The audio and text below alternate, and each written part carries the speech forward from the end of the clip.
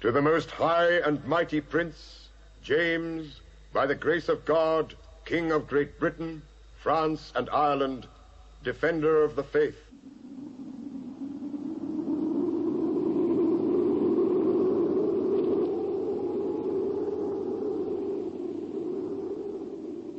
In the beginning, God created the heaven and the earth.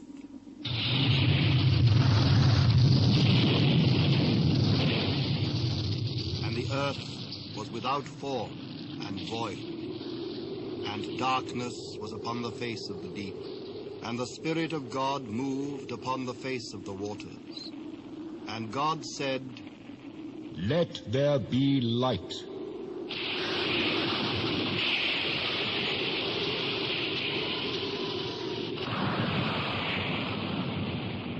And there was light. And God saw the light, that it was good. And God divided the light from the darkness. And God called the light day, and the darkness he called night.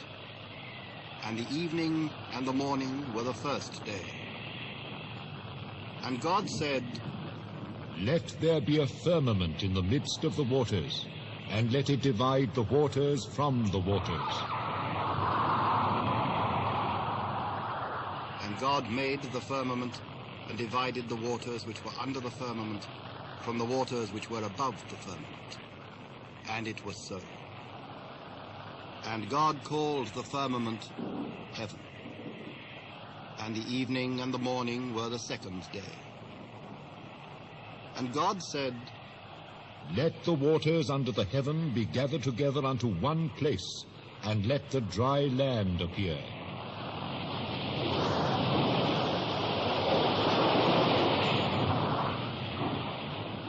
And it was so. And God called the dry land earth, and the gathering together of the waters called he seas. And God saw that it was good. And God said, "Let the earth bring forth grass, the herb yielding seed, and the fruit tree yielding fruit after his kind, whose seed is in itself upon the earth."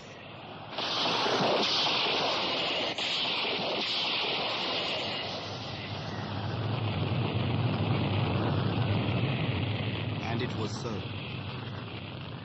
And the earth brought forth grass, and herb yielding seed after his kind, and the tree yielding fruit, whose seed was in itself after his kind. And God saw that it was good. And the evening and the morning were the third day. And God said, "Let there be lights in the firmament of the heaven to divide the day from the night, and let them be for signs, and for seasons, and for days and years. And let them be for lights in the firmament of the heaven to give light upon the earth."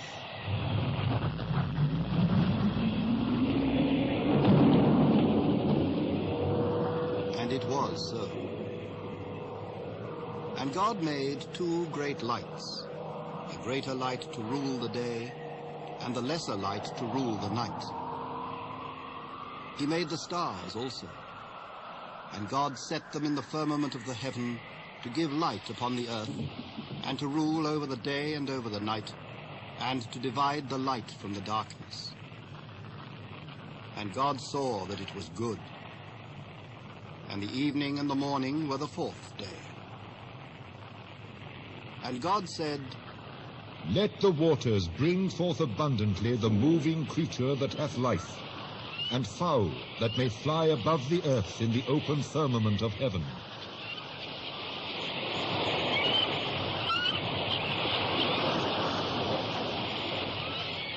And God created great whales, and every living creature that moveth, which the waters brought forth abundantly after their kind, and every winged fowl after his kind.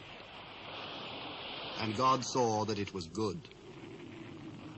And God blessed them, saying, "Be fruitful and multiply, and fill the waters in the seas, and let the fowl multiply in the earth."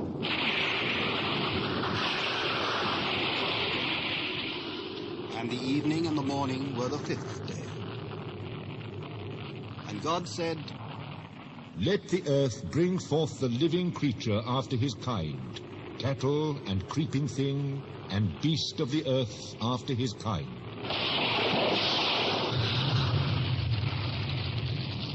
And it was so.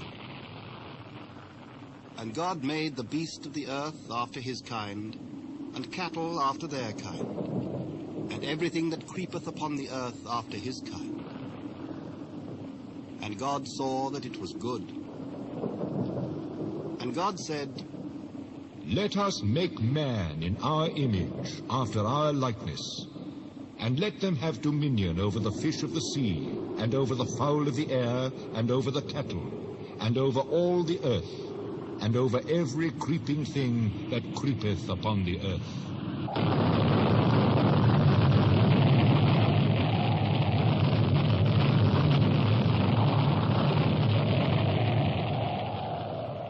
So God created man in his own image. In the image of God created he him. Male and female created he them. And God blessed them. And God said unto them, Be fruitful and multiply, and replenish the earth and subdue it, and have dominion over the fish of the sea, and over the fowl of the air, and over every living thing that moveth upon the earth.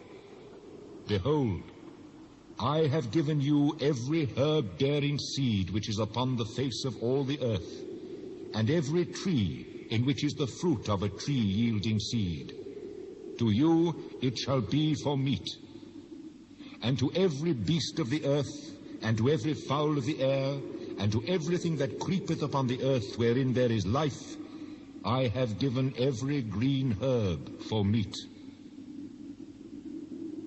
And it was so. And God saw everything that he had made, and behold, it was very good. And the evening and the morning were the sixth day.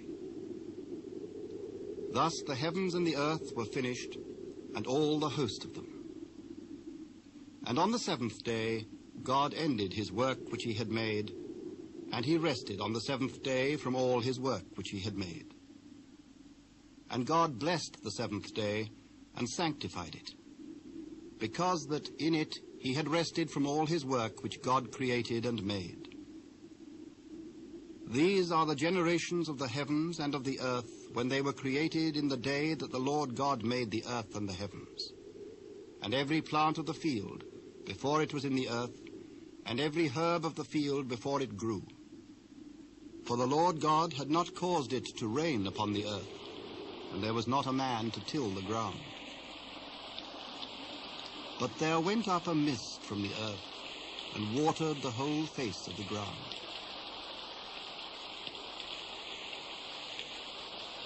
And the Lord God formed man of the dust of the ground, and breathed into his nostrils the breath of life, and man became a living soul. And the Lord God planted a garden eastward in Eden, and there he put the man whom he had formed. And out of the ground made the Lord God to grow every tree that is pleasant to the sight and good for food. The tree of life also in the midst of the garden, and the tree of knowledge of good and evil. And a river went out of Eden to water the garden. And from thence it was parted, and became into 4 heads. The name of the first is Pison. That is it which compasseth the whole land of Havilah, where there is gold. And the gold of that land is good.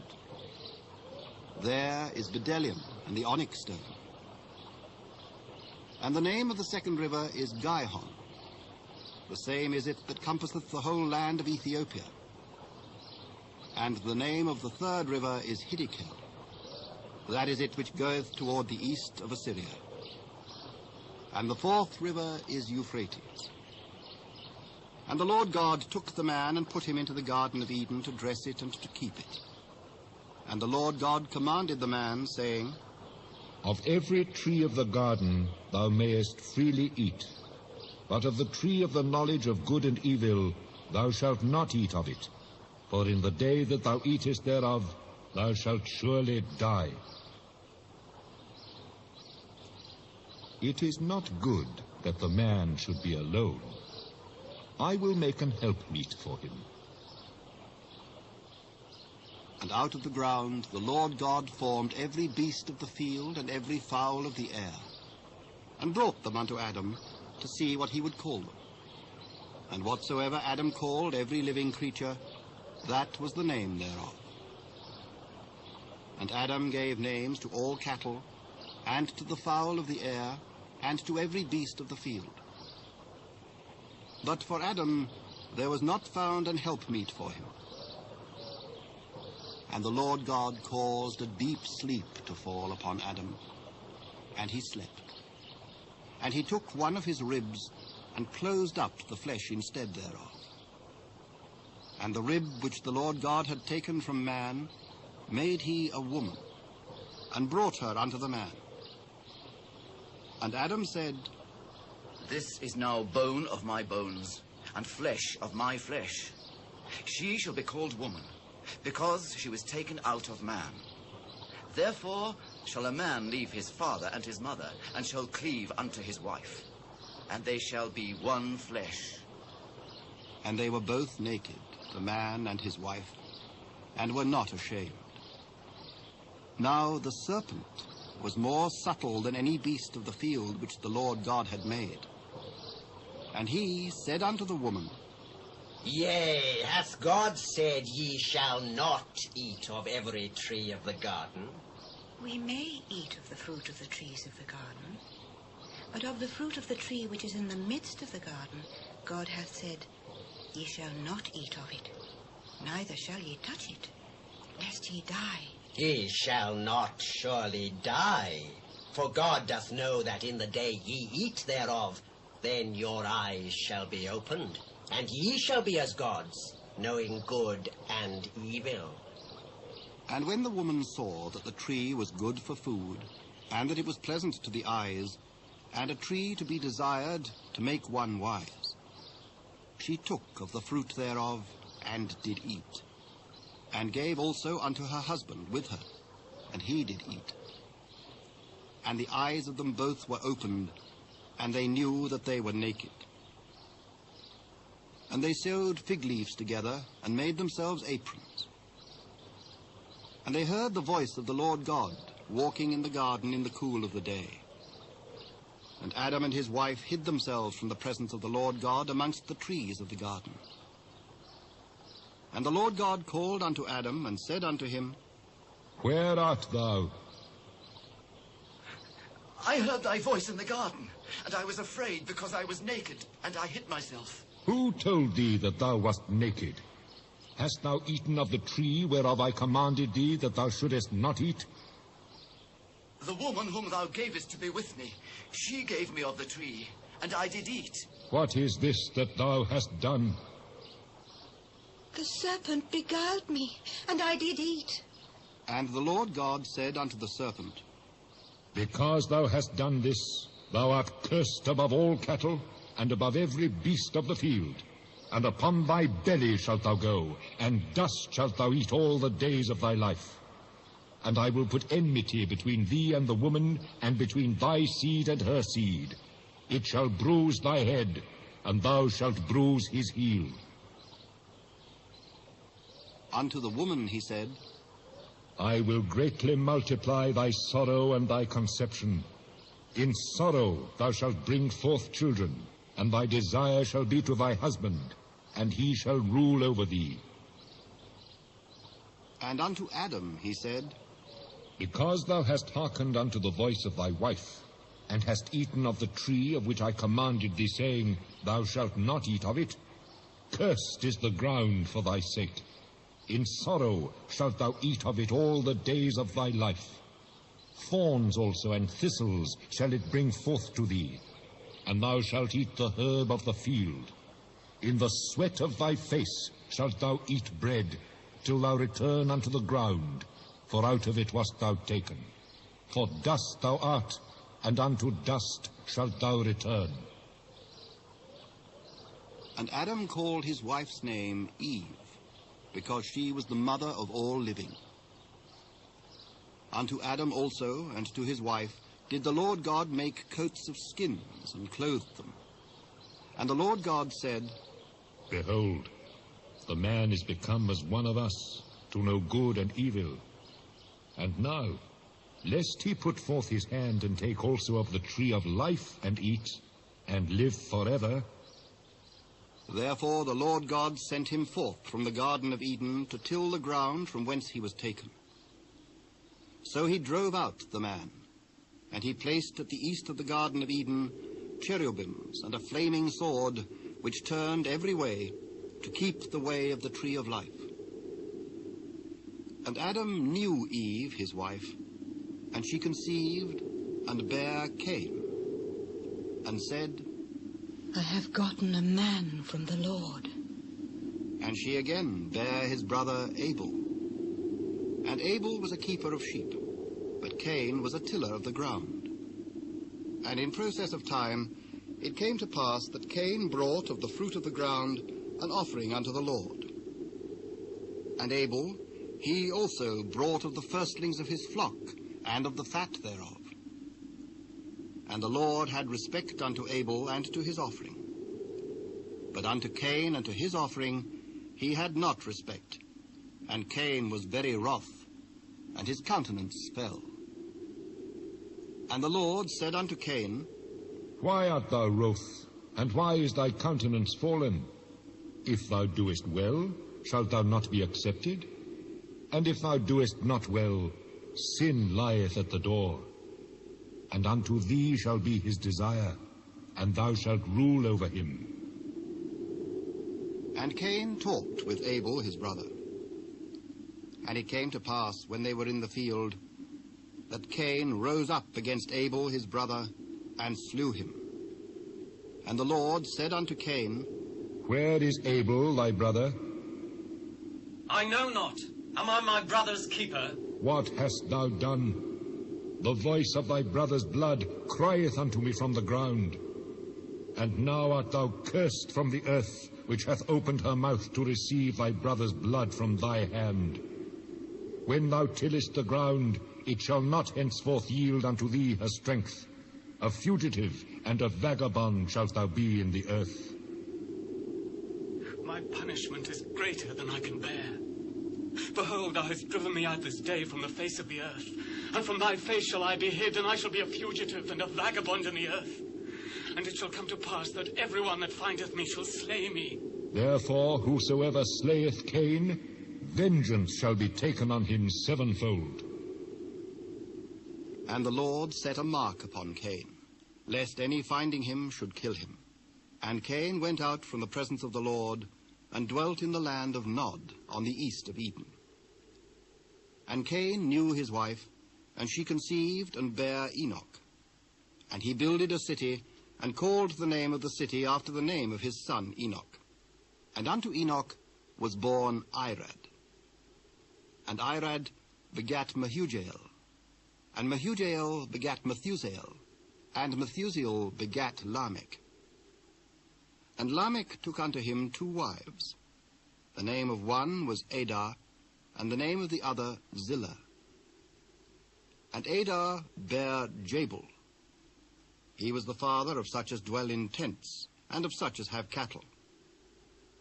And his brother's name was Jubal. He was the father of all such as handle the harp and organ. And Zillah, she also bare Tubal-Cain, an instructor of every artificer in brass and iron. And the sister of Tubal-Cain was Naamah. And Lamech said unto his wives, Adah and Zillah, Hear my voice, ye wives of Lamech. Hearken unto my speech. For I have slain a man to my wounding, and a young man to my hurt. If Cain shall be avenged sevenfold, truly Lamech 70 and sevenfold. And Adam knew his wife again, and she bare a son, and called his name Seth. For God, said she, hath appointed me another seed instead of Abel, whom Cain slew. And to Seth, to him also, there was born a son, and he called his name Enos. And then began men to call upon the name of the Lord. This is the book of the generations of Adam. in the day that God created man, in the likeness of God made he him. Male and female created he them, and blessed them, and called their name Adam in the day when they were created. And Adam lived 130 years, and begat a son in his own likeness, after his image, and called his name Seth. And the days of Adam, after he'd begotten Seth, were 800 years, and he begat sons and daughters. And all the days that Adam lived were 930 years, and he died. And Seth lived 105 years, and begat Enos. And Seth lived, after he begat Enos, 807 years, and begat sons and daughters. And all the days of Seth were 912 years, and he died. And Enos lived 90 years, and begat Canaan. And Enos lived, after he begat Canaan, 815 years, and begat sons and daughters. And all the days of Enos were 905 years, and he died. And Canaan lived 70 years, and begat Mahalaleel. And Canaan lived, after he begat Mahalaleel, 840 years, and begat sons and daughters. And all the days of Canaan were 910 years, and he died. And Mahalaleel lived 65 years, and begat Jared. And Mahalaleel lived, after he begat Jared, 830 years, and begat sons and daughters. And all the days of Mahalaleel were 895 years, and he died. And Jared lived 162 years, and he begat Enoch. And Jared lived, after he begat Enoch, 800 years, and begat sons and daughters. And all the days of Jared were 962 years, and he died. And Enoch lived 65 years, and begat Methuselah. And Enoch walked with God, after he begat Methuselah, 300 years, and begat sons and daughters. And all the days of Enoch were 365 years, and Enoch walked with God. And he was not, for God took him. And Methuselah lived 187 years, and begat Lamech. And Methuselah lived, after he begat Lamech, 782 years, and begat sons and daughters. And all the days of Methuselah were 969 years, and he died. And Lamech lived 182 years, and begat a son. And he called his name Noah, saying, This same shall comfort us concerning our work and toil of our hands, because of the ground which the Lord hath cursed. And Lamech lived, after he begat Noah, 595 years, and begat sons and daughters. And all the days of Lamech were 777 years, and he died. And Noah was 500 years old. And Noah begat Shem, Ham, and Japheth. And it came to pass, when men began to multiply on the face of the earth, and daughters were born unto them, that the sons of God saw the daughters of men that they were fair, and they took them wives of all which they chose. And the Lord said, My spirit shall not always strive with man, for that he also is flesh, yet his days shall be 120 years. There were giants in the earth in those days. And also after that, when the sons of God came in unto the daughters of men, and they bare children to them, the same became mighty men which were of old, men of renown. And God saw that the wickedness of man was great in the earth, and that every imagination of the thoughts of his heart was only evil continually.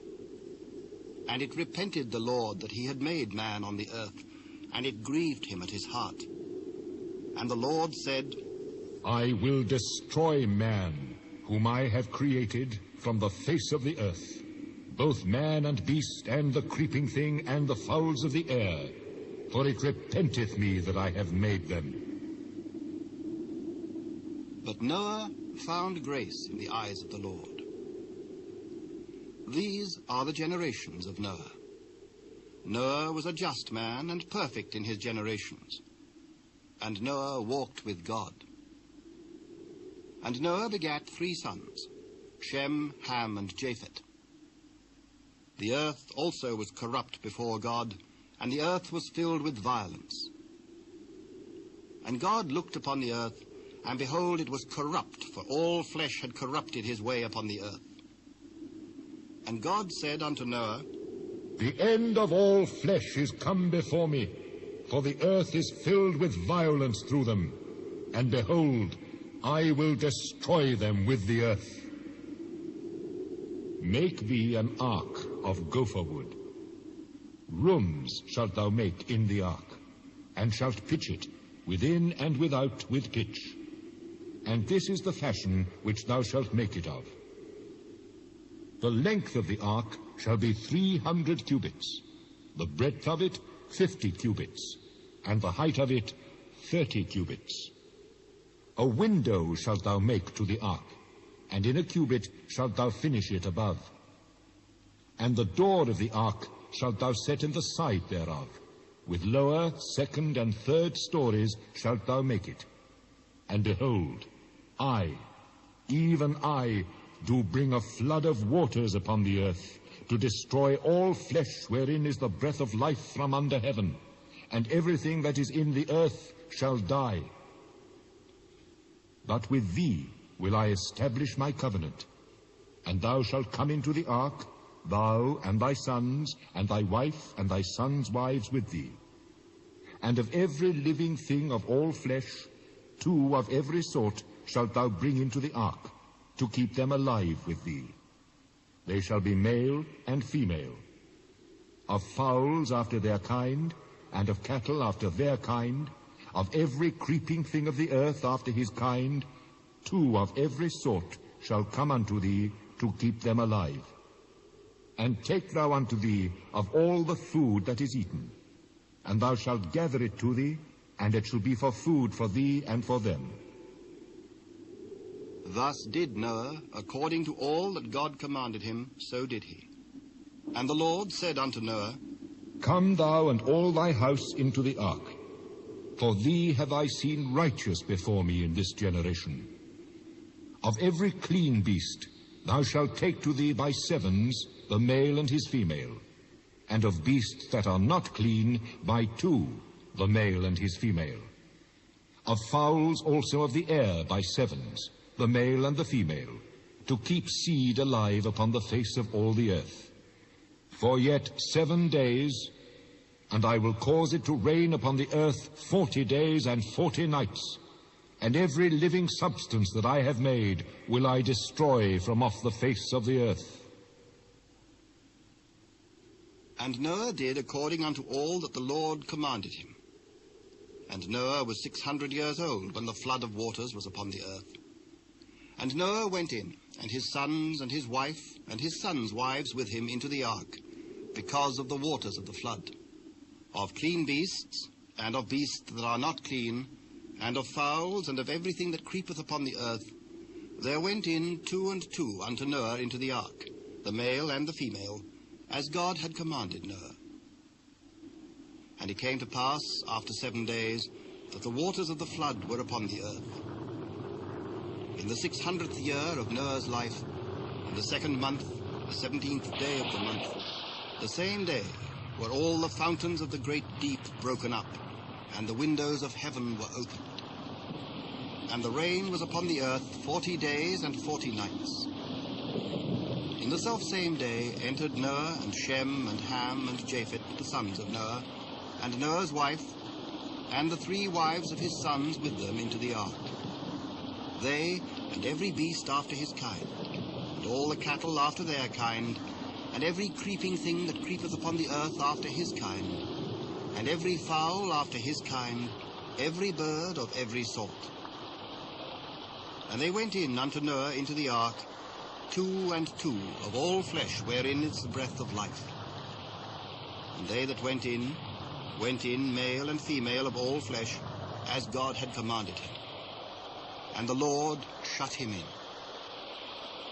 And the flood was 40 days upon the earth, and the waters increased and bare up the ark, and it was lift up above the earth, and the waters prevailed, and were increased greatly upon the earth, and the ark went upon the face of the waters. And the waters prevailed exceedingly upon the earth, and all the high hills that were under the whole heaven were covered. 15 cubits upward did the waters prevail, and the mountains were covered. And all flesh died that moved upon the earth, both of fowl and of cattle, and of beast, and of every creeping thing that creepeth upon the earth, and every man.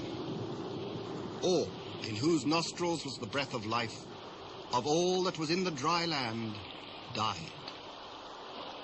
And every living substance was destroyed which was upon the face of the ground, both man and cattle, and the creeping things and the fowl of the heaven, and they were destroyed from the earth. And Noah only remained alive, and they that were with him in the ark. And the waters prevailed upon the earth 150 days. And God remembered Noah and every living thing, and all the cattle that were with him in the ark. And God made a wind to pass over the earth, and the waters assuaged. The fountains also of the deep and the windows of heaven were stopped, and the rain from heaven was restrained. And the waters returned from off the earth continually. And after the end of the 150 days, the waters were abated. And the ark rested in the 7th month, on the 17th day of the month, upon the mountains of Ararat. And the waters decreased continually until the 10th month. In the 10th month, on the 1st day of the month, were the tops of the mountains seen. And it came to pass at the end of 40 days that Noah opened the window of the ark which he had made. And he sent forth a raven, which went forth to and fro until the waters were dried up from off the earth. Also he sent forth a dove from him, to see if the waters were abated from off the face of the ground. But the dove found no rest for the sole of her foot, and she returned unto him into the ark, for the waters were on the face of the whole earth. Then he put forth his hand, and took her, and pulled her in unto him into the ark. And he stayed yet other 7 days, and again he sent forth the dove out of the ark. And the dove came into him in the evening, and lo, in her mouth was an olive leaf plucked off. So Noah knew that the waters were abated from off the earth. And he stayed yet other 7 days, and sent forth the dove, which returned not again unto him any more. And it came to pass in the 601st year, in the 1st month, the 1st day of the month, the waters were dried up from off the earth. And Noah removed the covering of the ark, and looked, and behold, the face of the ground was dry. And in the 2nd month, on the 27th day of the month, was the earth dried. And God spake unto Noah, saying, Go forth of the ark, thou and thy wife and thy sons wives with thee. Bring forth with thee every living thing that is with thee, of all flesh, both of fowl and of cattle, and of every creeping thing that creepeth upon the earth, that they may breed abundantly in the earth, and be fruitful, and multiply upon the earth. And Noah went forth, and his sons and his wife, and his sons' wives with him. Every beast, every creeping thing, and every fowl, and whatsoever creepeth upon the earth after their kinds, went forth out of the ark. And Noah builded an altar unto the Lord, and took of every clean beast, and of every clean fowl, and offered burnt offerings on the altar. And the Lord smelled a sweet savour. And the Lord said in his heart, I will not again curse the ground any more for man's sake, for the imagination of man's heart is evil from his youth. Neither will I again smite any more everything living as I have done. while the earth remaineth, seed time and harvest, and cold and heat, and summer and winter, and day and night shall not cease. And God blessed Noah and his sons, and said unto them, Be fruitful, and multiply, and replenish the earth. And the fear of you and the dread of you shall be upon every beast of the earth, and upon every fowl of the air, upon all that moveth upon the earth, and upon all the fishes of the sea. Into your hand are they delivered. Every moving thing that liveth shall be meat for you. Even as the green herb have I given you all things. But flesh with the life thereof, which is the blood thereof, shall ye not eat. And surely your blood of your lives will I require. At the hand of every beast will I require it, and at the hand of man. At the hand of every man's brother will I require the life of man. Whoso sheddeth man's blood, by man shall his blood be shed. For in the image of God made he man. And you, be ye fruitful and multiply. Bring forth abundantly in the earth, and multiply therein. And I, behold, I establish my covenant with you, and with your seed after you, and with every living creature that is with you, of the fowl, of the cattle, and of every beast of the earth with you. From all that go out of the ark to every beast of the earth. And I will establish my covenant with you. Neither shall all flesh be cut off any more by the waters of a flood. Neither shall there any more be a flood to destroy the earth. This is the token of the covenant which I make between me and you and every living creature that is with you for perpetual generations. I do set my bow in the cloud, and it shall be for a token of a covenant between me and the earth. And it shall come to pass, when I bring a cloud over the earth, that the bow shall be seen in the cloud. And I will remember my covenant, which is between me and you and every living creature of all flesh. And the waters shall no more become a flood to destroy all flesh. And the bow shall be in the cloud, and I will look upon it, that I may remember the everlasting covenant between God and every living creature of all flesh that is upon the earth. This is the token of the covenant which I have established between me and all flesh that is upon the earth.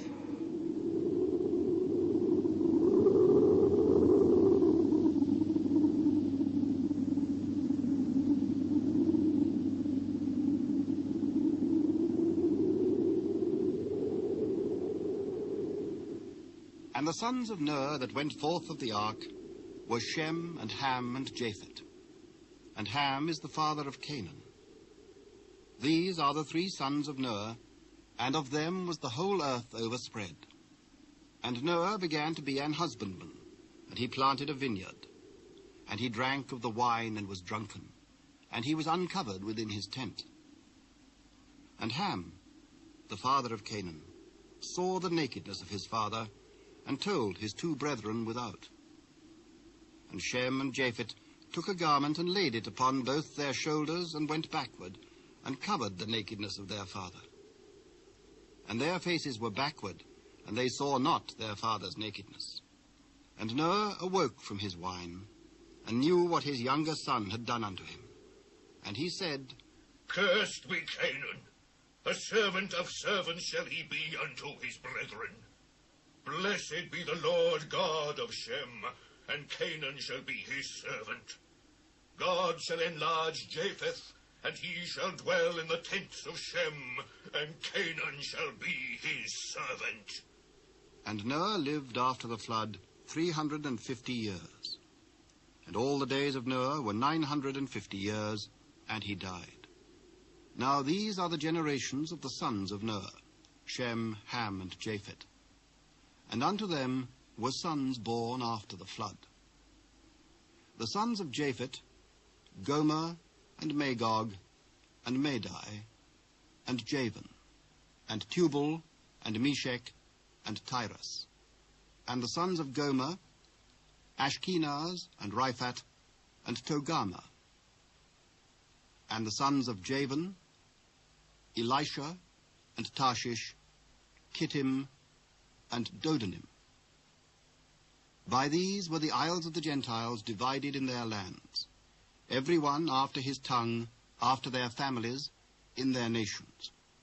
And the sons of Ham, Cush, and Mizraim, and Phut, and Canaan.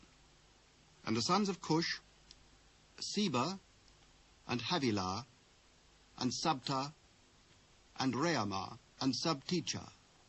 And the sons of Reamah, Sheba, and Dedan. And Cush begat Nimrod. He began to be a mighty one in the earth. He was a mighty hunter before the Lord. Wherefore it is said, even as Nimrod, the mighty hunter before the Lord. And the beginning of his kingdom was Babel, and Erech, and Akkad, and Calneh, in the land of Shinar. Out of that land went forth Ashur, and builded Nineveh, and the city Rehoboth, and Calah.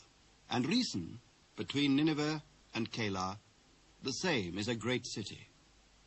And Mizraim begat Ludim, and Anamim, and Lehabim, and Naphtuhim, and Pathrusim, and Casluhim, out of whom came Philistim, and Caphtorim.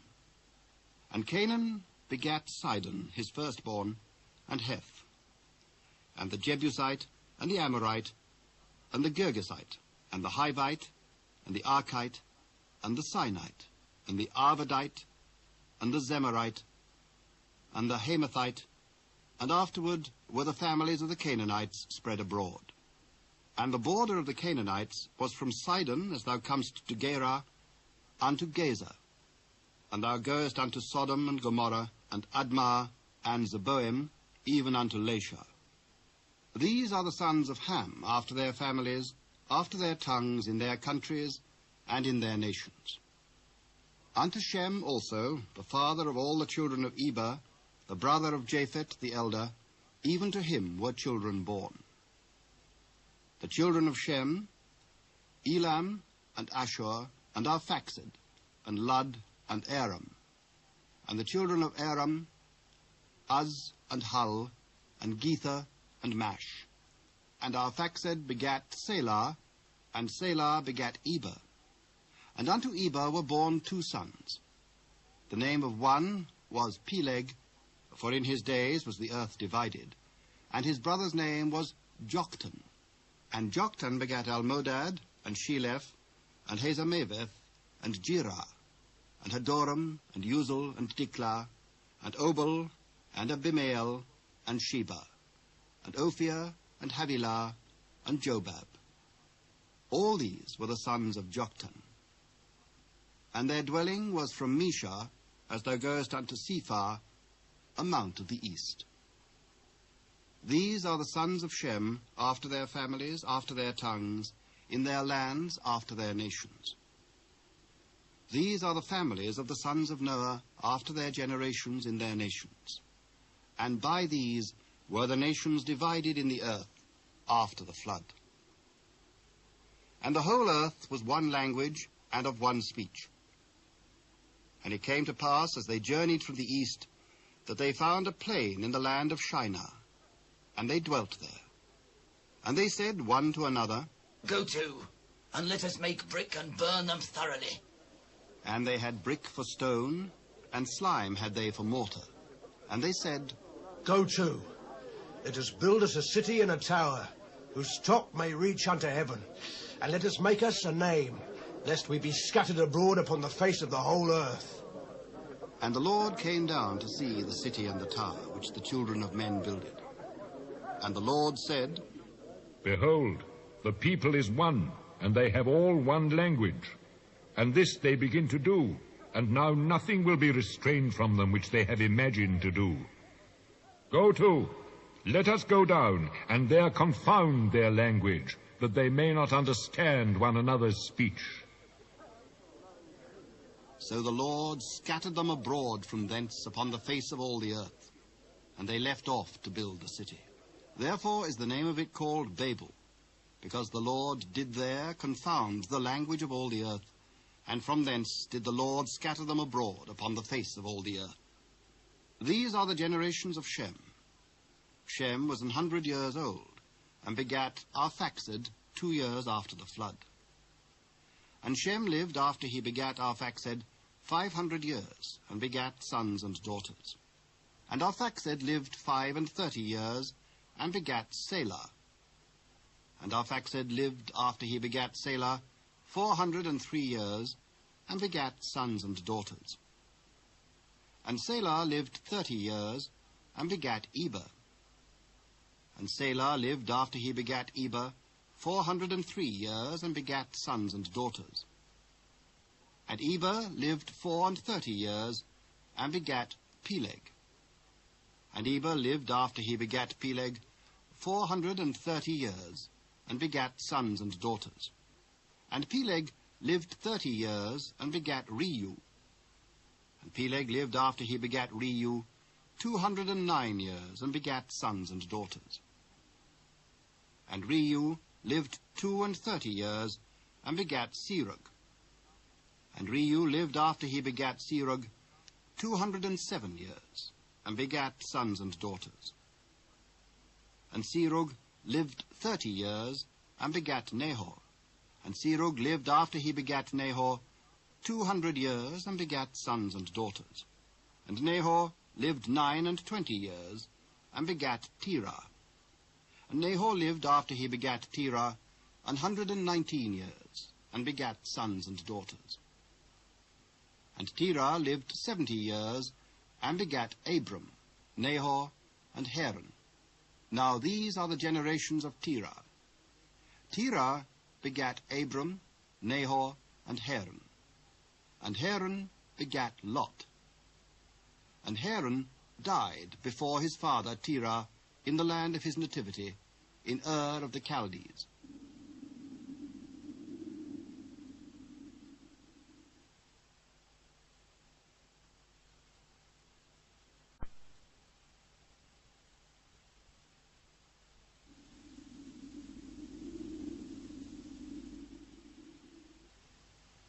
And Abram and Nahor took them wives. The name of Abram's wife was Sarai, and the name of Nahor's wife Milcah, the daughter of Haran, the father of Milcah, and the father of Iscah. But Sarai was barren. She had no child. And Terah took Abram his son, and Lot the son of Haran his son's son, and Sarai his daughter-in-law, his son Abram's wife, and they went forth with them from Ur of the Chaldees to go into the land of Canaan. And they came unto Haran, and dwelt there. And the days of Terah were 205 years. And Terah died in Haran. Now the Lord had said unto Abram, Get thee out of thy country, and from thy kindred, and from thy father's house, unto a land that I will show thee. And I will make of thee a great nation, and I will bless thee, and make thy name great. And thou shalt be a blessing. And I will bless them that bless thee, and curse him that curseth thee.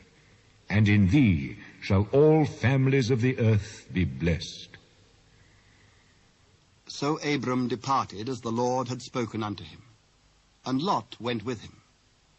And Abram was 75 years old when he departed out of Haran. And Abram took Sarai his wife, and Lot his brother's son, and all their substance that they had gathered, and the souls that they had gotten in Haran. And they went forth to go into the land of Canaan, and into the land of Canaan they came. And Abram passed through the land unto the place of Sichem, unto the plain of Moreh. And the Canaanite was then in the land. And the Lord appeared unto Abram, and said, Unto thy seed will I give this land. And there builded he an altar unto the Lord, who appeared unto him.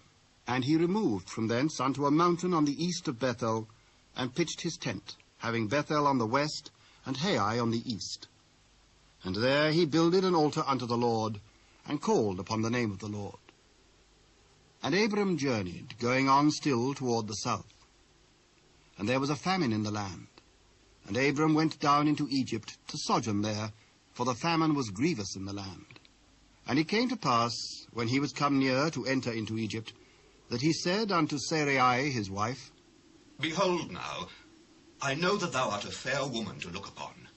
Therefore it shall come to pass, when the Egyptians shall see thee, that they shall say, This is his wife, and they will kill me, but they will save thee alive.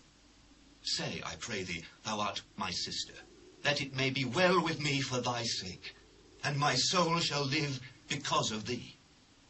And it came to pass that when Abram was come into Egypt, the Egyptians beheld the woman, that she was very fair. The princes also of Pharaoh saw her, and commended her before Pharaoh. And the woman was taken into Pharaoh's house. And he entreated Abram well for her sake. And he had sheep and oxen, and he-asses, and men-servants, and maidservants, and she-asses, and camels. And the Lord plagued Pharaoh and his house with great plagues, because of Sarai, Abram's wife. And Pharaoh called Abram, and said, What is this that thou hast done unto me? Why didst thou not tell me that she was thy wife? Why saidst thou, She is my sister, so I might have taken her to me to wife? Now, therefore, behold thy wife. Take her, and go thy way. And Pharaoh commanded his men concerning him. And they sent him away, and his wife, and all that he had. And Abram went up out of Egypt, he and his wife, and all that he had, and Lot with him, into the south. And Abram was very rich in cattle, in silver, and in gold. And he went on his journeys from the south, even to Bethel, unto the place where his tent had been at the beginning, between Bethel and Hai, unto the place of the altar, which he had made there at the first. And there Abram called on the name of the Lord. And Lot also, which went with Abraham, had flocks and herds and tents. And the land was not able to bear them, that they might dwell together, for their substance was great, so that they could not dwell together. And there was a strife between the herdmen of Abram's cattle and the herdmen of Lot's cattle.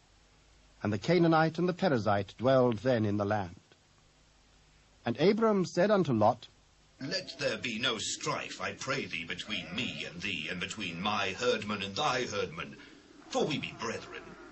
Is not the whole land before thee? Separate thyself, I pray thee, from me. If thou wilt take the left hand, then I will go to the right. Or if thou depart to the right hand, then I will go to the left. And Lot lifted up his eyes, and beheld all the plain of Jordan, that it was well watered everywhere, before the Lord destroyed Sodom and Gomorrah, even as the garden of the Lord, like the land of Egypt, as thou comest unto Zoar. Then Lot chose him all the plain of Jordan. And Lot journeyed east, and they separated themselves the one from the other. Abram dwelled in the land of Canaan, and Lot dwelled in the cities of the plain, and pitched his tent toward Sodom. But the men of Sodom were wicked, and sinners before the Lord exceedingly. And the Lord said unto Abram, after that Lot was separated from him, Lift up now thine eyes, and look from the place where thou art, northward, and southward, and eastward, and westward. For all the land which thou seest, to thee will I give it, and to thy seed forever. And I will make thy seed as the dust of the earth, so that if a man can number the dust of the earth, then shall thy seed also be numbered. Arise, walk through the land in the length of it and in the breadth of it, for I will give it unto thee. Then Abram removed his tent, and came and dwelt in the plain of Mamre, which is in Hebron, and built there an altar unto the Lord. And it came to pass, in the days of Amraphel, king of Shinar, Arioch, king of Elasar, Kedorlaomer, king of Elam, and Tidal, king of nations, that these made war with Bera, king of Sodom, and with Birsha, king of Gomorrah, Shinab, king of Admah, and Shemeba, king of Zeboim, and the king of Bela, which is Zoar. All these were joined together in the vale of Siddim, which is the Salt Sea. 12 years they served Kedorlaomer, and in the 13th year they rebelled. And in the 14th year came Kedorlaomer and the kings that were with him, and smote the Rephaims in Ashtaroth Kernaim, and the Zuzims in Ham, and the Emims in Shaveh Kiriathaim, and the Horites in their Mount Seir unto El Perim, which is by the wilderness. And they returned and came to En Mishpat, which is Kadesh, and smote all the country of the Amalekites, and also the Amorites that dwelt in Hazezon Tamar. And there went out the king of Sodom, and the king of Gomorrah, and the king of Admah, and the king of Zeboim, and the king of Bela, the same is Zoar, and they joined battle with them in the vale of Siddim, with Kedorlaomer, the king of Elam, and with Tidal, king of nations, and Amraphel, king of Shinar, and Arioch, king of Elasar, 4 kings with 5. And the vale of Siddim was full of slime pits. And the kings of Sodom and Gomorrah fled and fell there, and they that remained fled to the mountain. And they took all the goods of Sodom and Gomorrah, and all their victuals, and went their way. And they took Lot, Abram's brother's son, who dwelt in Sodom, and his goods, and departed. And there came one that had escaped, and told Abram the Hebrew. For he dwelt in the plain of Mamre, the Amorite, brother of Eshcol, and brother of Aner. And these were confederate with Abram. And when Abram heard that his brother was taken captive, he armed his trained servants, born in his own house, 318, and pursued them unto Dan. And he divided himself against them, he and his servants, by night, and smote them, and pursued them unto Hobah, which is on the left hand of Damascus. And he brought back all the goods, and also brought again his brother Lot, and his goods, and the women also, and the people. And the king of Sodom went out to meet him after his return from the slaughter of Kedorlaomer, and of the kings that were with him, at the valley of Shaveh, which is the king's dale. And Melchizedek, king of Salem, brought forth bread and wine, and he was the priest of the Most High God. And he blessed him, and said, Blessed be Abram of the Most High God, possessor of heaven and earth, and blessed be the Most High God, which hath delivered thine enemies into thy hand. And he gave him tithes of all. And the king of Sodom said unto Abram, Give me the persons, and take the goods to thyself. I have lifted up mine hand unto the Lord, the Most High God, the possessor of heaven and earth, that I will not take from a thread even to a shoe latchet, and that I will not take anything that is thine, lest thou shouldest say, I have made Abram rich. Save only that which the young men have eaten, and the portion of the men which went with me, Aner, Eshcol, and Mamre. Let them take their portion. After these things the word of the Lord came unto Abram in a vision, saying, Fear not, Abram. I am thy shield, and thy exceeding great reward.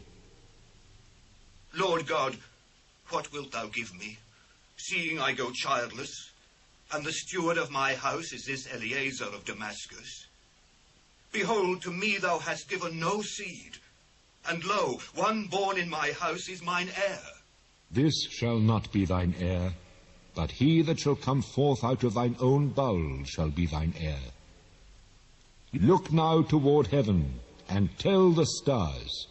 If thou be able to number them, so shall thy seed be.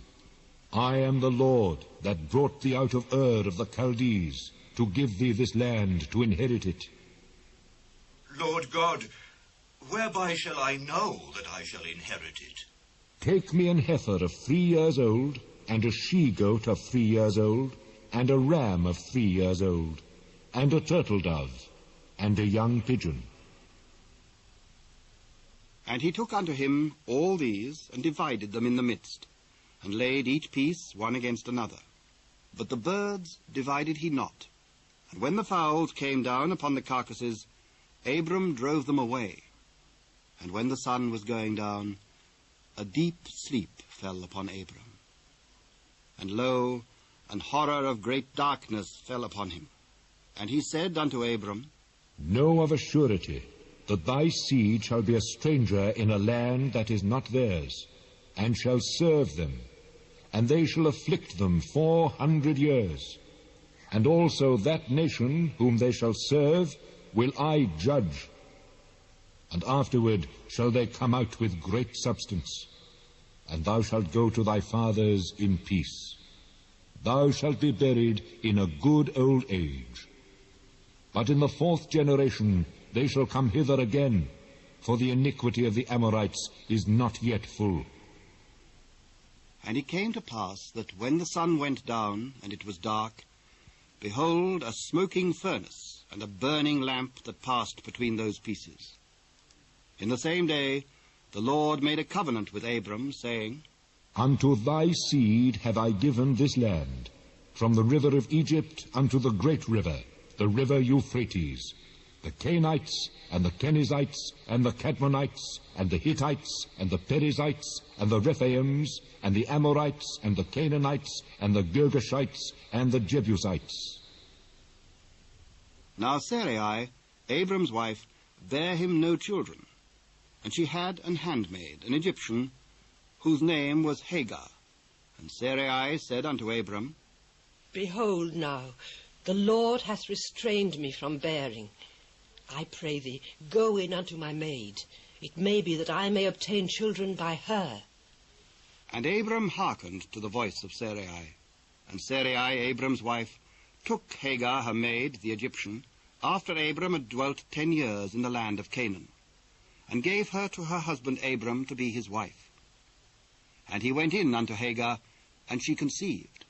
And when she saw that she had conceived, her mistress was despised in her eyes.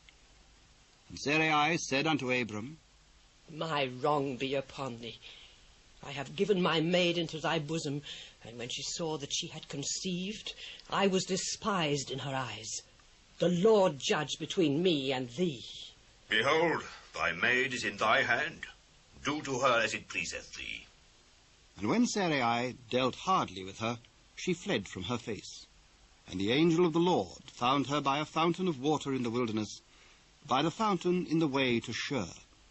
Hagar, Sarai's maid, whence camest thou, and whither wilt thou go?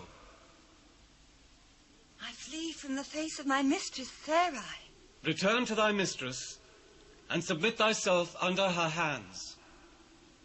I will multiply thy seed exceedingly, that it shall not be numbered for multitude. Behold, thou art with child, and shall bear a son, and shall call his name Ishmael, because the Lord hath heard thy affliction. And he will be a wild man. His hand will be against every man, and every man's hand against him. And he shall dwell in the presence of all his brethren. Thou, God, seest me. Have I also here looked after him that seeth me? Wherefore the well was called Beer-lahai-roi. Behold, it is between Kadesh and Bered. And Hagar bare Abram a son. And Abram called his son's name, which Hagar bare, Ishmael. And Abram was 86 years old when Hagar bare Ishmael to Abram. And when Abram was 90 years old and 9, the Lord appeared to Abram and said unto him, I am the Almighty God. Walk before me, and be thou perfect. And I will make my covenant between me and thee, and will multiply thee exceedingly. As for me, behold, my covenant is with thee, and thou shalt be a father of many nations. Neither shall thy name any more be called Abram, but thy name shall be Abraham, for a father of many nations have I made thee. And I will make thee exceeding fruitful, and I will make nations of thee, and kings shall come out of thee. And I will establish my covenant between me and thee and thy seed after thee in their generations for an everlasting covenant, to be a God unto thee, and to thy seed after thee. And I will give unto thee, and to thy seed after thee, the land wherein thou art a stranger, all the land of Canaan, for an everlasting possession. And I will be their God. Thou shalt keep my covenant, therefore, thou and thy seed after thee in their generations. This is my covenant which ye shall keep, between me and you and thy seed after thee. every man-child among you shall be circumcised, and ye shall circumcise the flesh of your foreskin, and it shall be a token of the covenant betwixt me and you. And he that is 8 days old shall be circumcised among you, every man-child in your generations, he that is born in the house, or bought with money of any stranger which is not of thy seed. He that is born in thy house, and he that is bought with thy money, must needs be circumcised. And my covenant shall be in your flesh for an everlasting covenant. And the uncircumcised man-child, whose flesh of his foreskin is not circumcised, that soul shall be cut off from his people. He hath broken my covenant. As for Sarai, thy wife, thou shalt not call her name Sarai, but Sarah shall her name be. And I will bless her, and give thee a son also of her. Yea, I will bless her, and she shall be a mother of nations. Kings of people shall be of her. Shall a child be born unto him that is 100 years old? And shall Sarah that is 90 years old bear? Oh, that Ishmael might live before thee. Sarah thy wife shall bear thee a son indeed, and thou shalt call his name Isaac. And I will establish my covenant with him for an everlasting covenant, and with his seed after him. And as for Ishmael, I have heard thee. Behold, I have blessed him, and will make him fruitful, and will multiply him exceedingly. 12 princes shall he beget, and I will make him a great nation. But my covenant will I establish with Isaac, which Sarah shall bear unto thee at this set time in the next year. And he left off talking with him, and God went up from Abraham.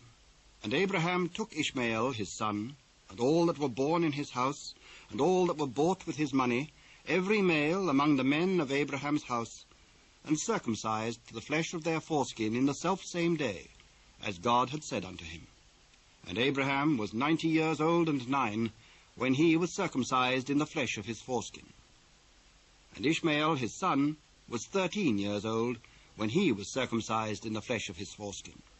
In the selfsame day was Abraham circumcised, and Ishmael his son, and all the men of his house, born in the house, and bought with money of the stranger, were circumcised with him. And the Lord appeared unto him in the plains of Mamre, and he sat in the tent door in the heat of the day. And he lifted up his eyes and looked, and lo, 3 men stood by him. And when he saw them, he ran to meet them from the tent door, and bowed himself toward the ground. My lord, if now I have found favour in thy sight, pass not away, I pray thee, from thy servant. Let a little water, I pray you, be fetched, and wash your feet, and rest yourselves under the tree. And I will fetch a morsel of bread, and comfort ye your hearts. After that ye shall pass on, for therefore are ye come to your servant. So do as thou hast said.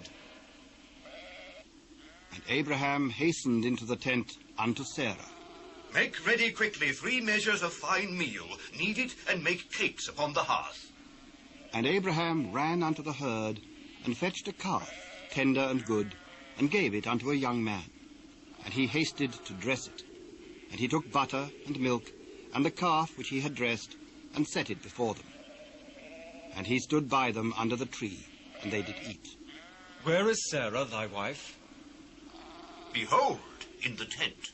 I will certainly return unto thee according to the time of life. And lo, Sarah thy wife shall have a son. And Sarah heard it in the tent door which was behind him. Now Abraham and Sarah were old and well stricken in age. And it ceased to be with Sarah after the manner of women. Therefore Sarah laughed within herself, saying, After I am waxed old, shall I have pleasure, my lord being old also? Wherefore did Sarah laugh, saying, Shall I of a surety bear a child which am old? Is anything too hard for the Lord? At the time appointed I will return unto thee, according to the time of life, and Sarah shall have a son. I laughed not. Nay, but thou didst laugh. And the men rose up from thence and looked toward Sodom. And Abraham went with them to bring them on the way. And the Lord said, Shall I hide from Abraham that thing which I do, seeing that Abraham shall surely become a great and mighty nation, and all the nations of the earth shall be blessed in him? For I know him, that he will command his children and his household after him, and they shall keep the way of the Lord, to do justice and judgment. That the Lord may bring upon Abraham that which he hath spoken of him. And the Lord said, Because the cry of Sodom and Gomorrah is great, and because their sin is very grievous, I will go down now, and see whether they have done altogether according to the cry of it which is come unto me. And if not, I will know. And the men turned their faces from thence, and went toward Sodom. But Abraham stood yet before the Lord. And Abraham drew near, and said, Wilt thou also destroy the righteous with the wicked? Peradventure there be 50 righteous within the city. Wilt thou also destroy and not spare the place for the 50 righteous that are therein? That be far from thee to do after this manner, to slay the righteous with the wicked. And that the righteous should be as the wicked, that be far from thee. Shall not the judge of all the earth do right? If I find in Sodom 50 righteous within the city, then I will spare all the place for their sakes.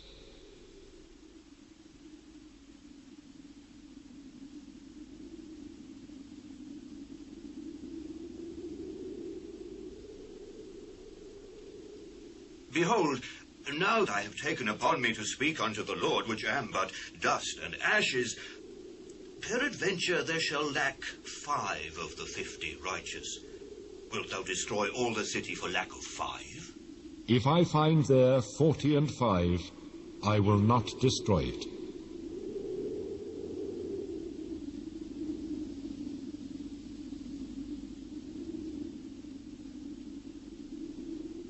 Peradventure there shall be 40 found there. I will not do it for 40's sake.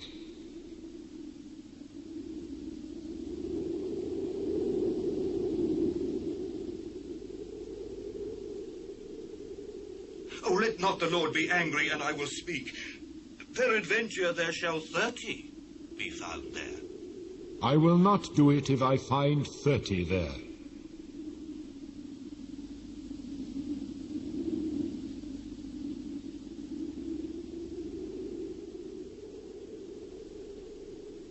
Behold now, I have taken upon me to speak unto the Lord.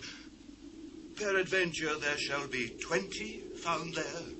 I will not destroy it for 20's sake.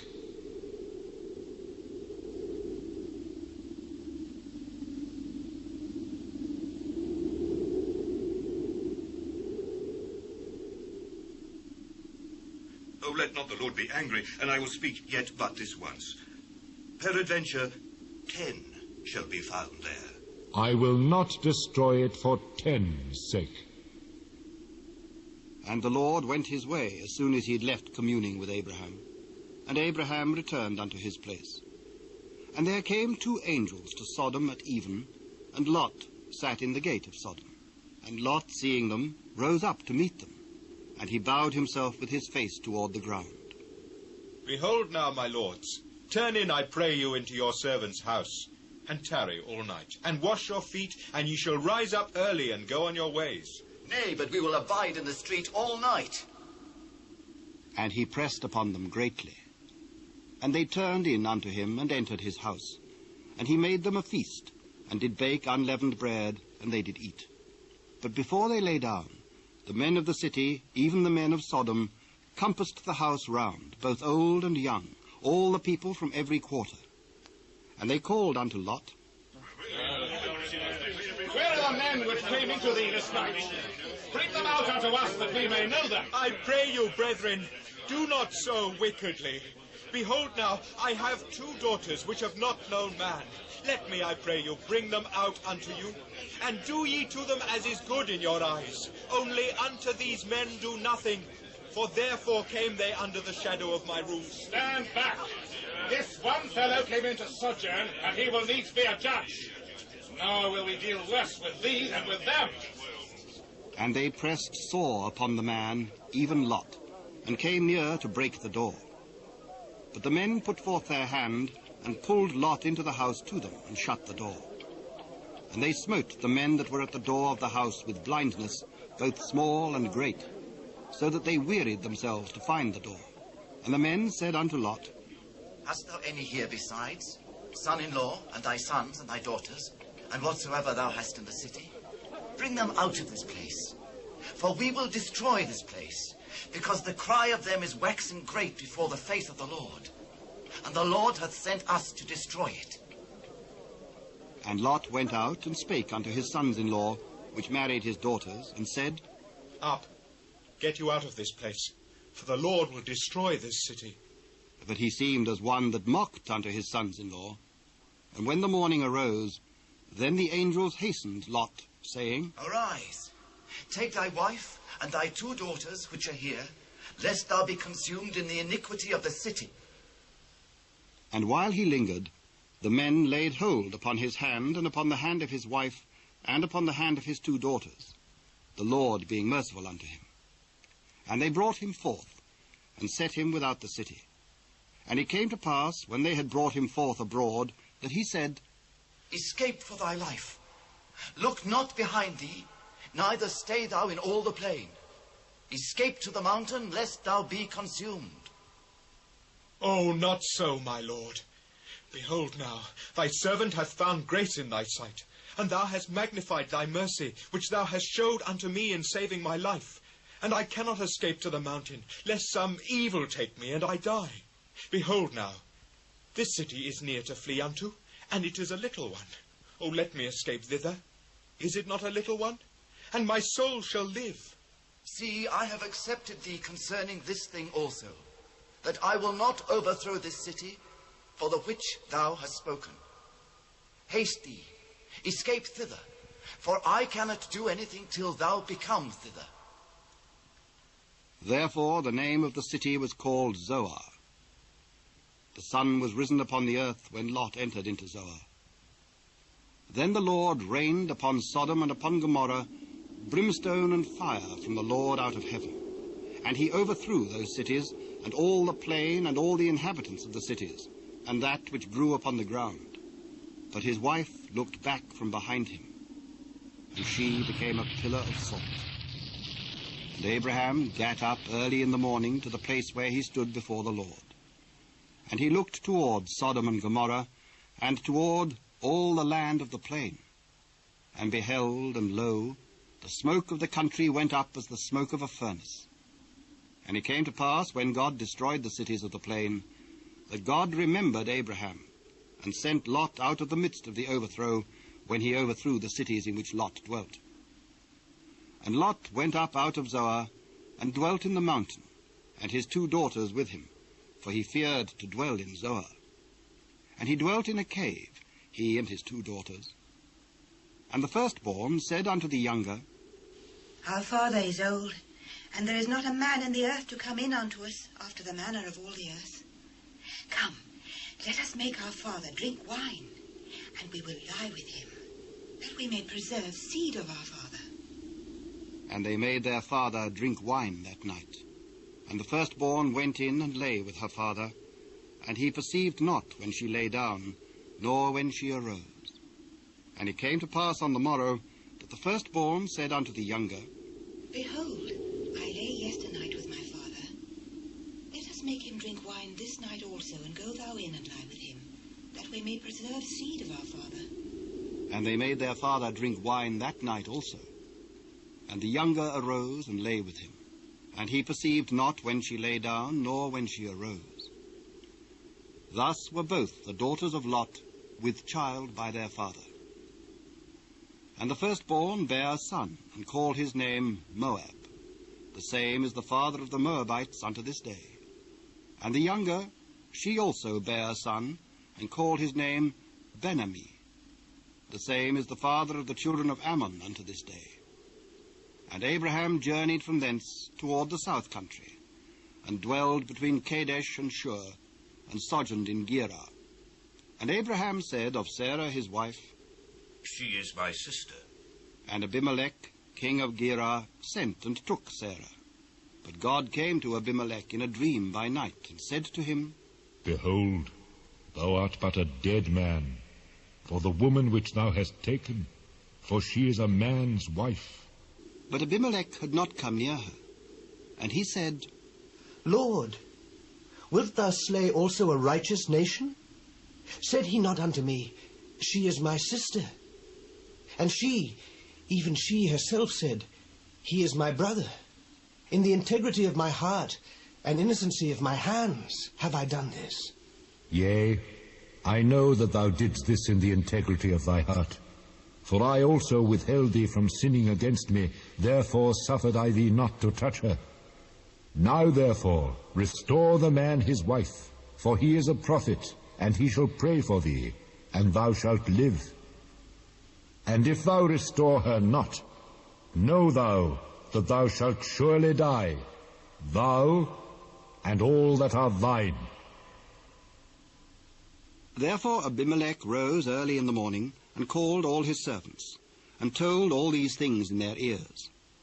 And the men were sore afraid. Then Abimelech called Abraham, and said unto him, What hast thou done unto us? And what have I offended thee, that thou hast brought on me and my kingdom a great sin? Thou hast done deeds unto me that ought not to be done. What sawest thou, that thou hast done this thing? Because I thought, surely the fear of God is not in this place, and they will slay me for my wife's sake. And yet indeed she is my sister. She is the daughter of my father, but not the daughter of my mother, and she became my wife. And it came to pass, when God caused me to wander from my father's house, that I said unto her, This is thy kindness which thou shalt show unto me at every place whither we shall come. Say of me, He is my brother. And Abimelech took sheep and oxen and men servants and women servants, and gave them unto Abraham, and restored him Sarah his wife. And Abimelech said, Behold, my land is before thee. Dwell where it pleaseth thee. Behold, I have given thy brother 1,000 pieces of silver. Behold, he is to thee a covering of the eyes, unto all that are with thee, and with all other. Thus she was reproved. So Abraham prayed unto God. And God healed Abimelech and his wife and his maidservants, and they bare children. For the Lord had fast closed up all the wombs of the house of Abimelech, because of Sarah, Abraham's wife. And the Lord visited Sarah as he had said. And the Lord did unto Sarah as he had spoken. For Sarah conceived, and bare Abraham a son in his old age, at the set time of which God had spoken to him. And Abraham called the name of his son that was born unto him, whom Sarah bare to him, Isaac. And Abraham circumcised his son Isaac, being 8 days old, as God had commanded him. And Abraham was 100 years old when his son Isaac was born unto him. And Sarah said, God hath made me laugh, so that all that hear will laugh with me. Who would have said unto Abraham that Sarah should have given children suck? For I have borne him a son in his old age. And the child grew and was weaned, and Abraham made a great feast the same day that Isaac was weaned. And Sarah saw the son of Hagar the Egyptian, which she had borne unto Abraham, mocking. Wherefore she said unto Abraham, Cast out this bondwoman and her son, for the son of this bondwoman shall not be heir with my son, even with Isaac. And the thing was very grievous in Abraham's sight, because of his son. And God said unto Abraham, Let it not be grievous in thy sight because of the lad, and because of thy bondwoman. In all that Sarah hath said unto thee, hearken unto her voice, for in Isaac shall thy seed be called. And also of the son of the bondwoman will I make a nation, because he is thy seed. And Abraham rose up early in the morning, and took bread and a bottle of water, and gave it unto Hagar, putting it on her shoulder, and the child, and sent her away. And she departed, and wandered in the wilderness of Beersheba. and the water was spent in the bottle, and she cast the child under one of the shrubs. And she went and sat her down over against him a good way off, as it were a bowshot. For she said, Let me not see the death of the child. And she sat over against him, and lifted up her voice, and wept. And God heard the voice of the lad, and the angel of God called to Hagar out of heaven, and said unto her, What aileth thee, Hagar? Fear not, for God hath heard the voice of the lad where he is. Arise, lift up the lad, and hold him in thine hand, for I will make him a great nation. And God opened her eyes, and she saw a well of water. And she went and filled the bottle with water, and gave the lad drink. And God was with the lad, and he grew, and dwelt in the wilderness, and became an archer. And he dwelt in the wilderness of Paran, and his mother took him a wife out of the land of Egypt. And it came to pass at that time that Abimelech and Phicol, the chief captain of his host, spake unto Abraham, saying, God is with thee in all that thou doest. Now, therefore, swear unto me here by God, that thou wilt not deal falsely with me, nor with my son, nor with my son's son. But according to the kindness that I have done unto thee, thou shalt do unto me, and to the land wherein thou hast sojourned. I will swear. And Abraham reproved Abimelech because of a well of water, which Abimelech's servants had violently taken away. And Abimelech said, I wot not who hath done this thing, neither didst thou tell me, neither yet I heard of it but today. And Abraham took sheep and oxen, and gave them unto Abimelech, and both of them made a covenant. And Abraham set 7 ewe lambs of the flock by themselves. And Abimelech said unto Abraham, What mean these 7 ewe lambs, which thou hast set by themselves? For these 7 ewe lambs shalt thou take of my hand, that they may be a witness unto me that I have digged this well. Wherefore he called that place Beersheba, because there they sware both of them. Thus they made a covenant at Beersheba. Then Abimelech rose up, and Phicol, the chief captain of his host, and they returned into the land of the Philistines. And Abraham planted a grove in Beersheba, and called there on the name of the Lord, the everlasting God. And Abraham sojourned in the Philistines' land many days.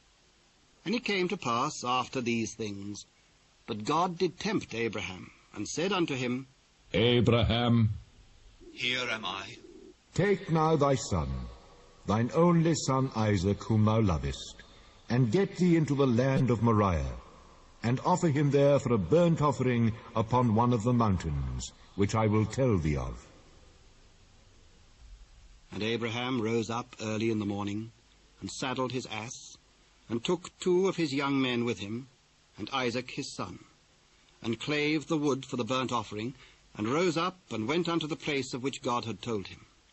Then on the 3rd day Abraham lifted up his eyes, and saw the place afar off. And Abraham said unto his young men, Abide ye here with the ass, and I and the lad will go yonder and worship, and come again to you. And Abraham took the wood of the burnt offering, and laid it upon Isaac his son. And he took fire in his hand, and a knife. And they went both of them together. And Isaac spake unto Abraham his father, and said, My father? Here am I, my son. Behold the fire and the wood, but where is the lamb for a burnt offering? My son, God will provide himself a lamb for a burnt offering. So they went, both of them together. And they came to the place which God had told him of. And Abraham built an altar there, and laid the wood in order, and bound Isaac his son, and laid him on the altar upon the wood. And Abraham stretched forth his hand, and took the knife to slay his son. And the angel of the Lord called unto him out of heaven, and said, Abraham, Abraham. Here am I. Lay not thine hand upon the lad, neither do thou anything unto him.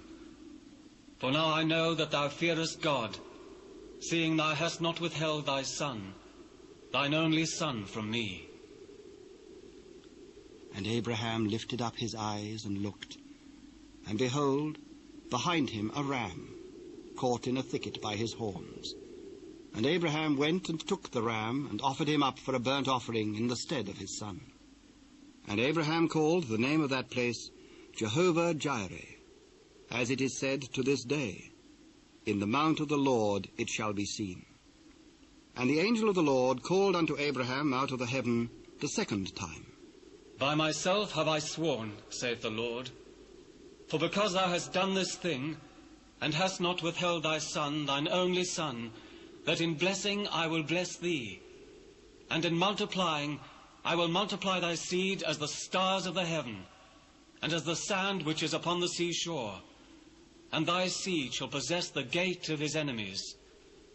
And in thy seed shall all the nations of the earth be blessed, because thou hast obeyed my voice.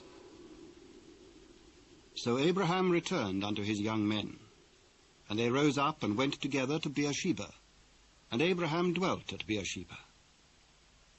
And it came to pass after these things that it was told Abraham, saying, Behold, Milcah, she hath also borne children unto thy brother Nahor, Huz his firstborn, and Buz his brother, and Kemuel the father of Aram, and Kesed, and Hazo, and Pildash, and Jidlaph, and Bethuel. And Bethuel begat Rebekah. These 8 Milcah did bear to Nahor, Abraham's brother. And his concubine, whose name was Reumah, she bare also Tebah, and Gaham, and Thahash, and Maacah. And Sarah was 127 years old. These were the years of the life of Sarah. And Sarah died in Kirjath-Arba, the same is Hebron in the land of Canaan. And Abraham came to mourn for Sarah, and to weep for her. And Abraham stood up from before his dead, and spake unto the sons of Heth, saying, I am a stranger and a sojourner with you. Give me a possession of a burying place with you, that I may bury my dead out of my sight. Hear us, my lord. Thou art a mighty prince among us. In the choice of our sepulchres bury thy dead. None of us shall withhold from thee his sepulchre, but that thou mayest bury thy dead. And Abraham stood up and vowed himself to the people of the land, even to the children of Heth. And he communed with them, saying, If it be your mind that I should bury my dead out of my sight, hear me, and entreat for me to Ephron the son of Zohar, that he may give me the cave of Machpelah, which he hath, which is in the end of his field. For as much money as it is worth, he shall give it me, for a possession of a burying place amongst you. And Ephron dwelt among the children of Heth. And Ephron the Hittite answered Abraham in the audience of the children of Heth, even of all that went in at the gate of his city, saying, Nay, my lord, hear me. The field give I thee, and the cave that is therein I give it thee. In the presence of the sons of my people give I it thee. Bury thy dead. And Abraham bowed down himself before the people of the land. And he spake unto Ephron in the audience of the people of the land, saying, But if thou wilt give it, I pray thee hear me. I will give thee money for the field, take it of me, and I will bury my dead there. My lord, hearken unto me. The land is worth 400 shekels of silver. What is that betwixt me and thee? Bury therefore thy dead. And Abraham hearkened unto Ephron. And Abraham weighed to Ephron the silver, which he had named in the audience of the sons of Heth, 400 shekels of silver, current money with the merchant. And the field of Ephron, which was in Machpelah, which was before Mamre, the field and the cave which was therein, and all the trees that were in the field, that were in all the borders round about, were made sure. Unto Abraham for a possession in the presence of the children of Heth, before all that went in at the gate of his city. And after this, Abraham buried Sarah his wife in the cave of the field of Machpelah, before Mamre, the same is Hebron in the land of Canaan. And the field and the cave that is therein were made sure unto Abraham for a possession of a burying place by the sons of Heth.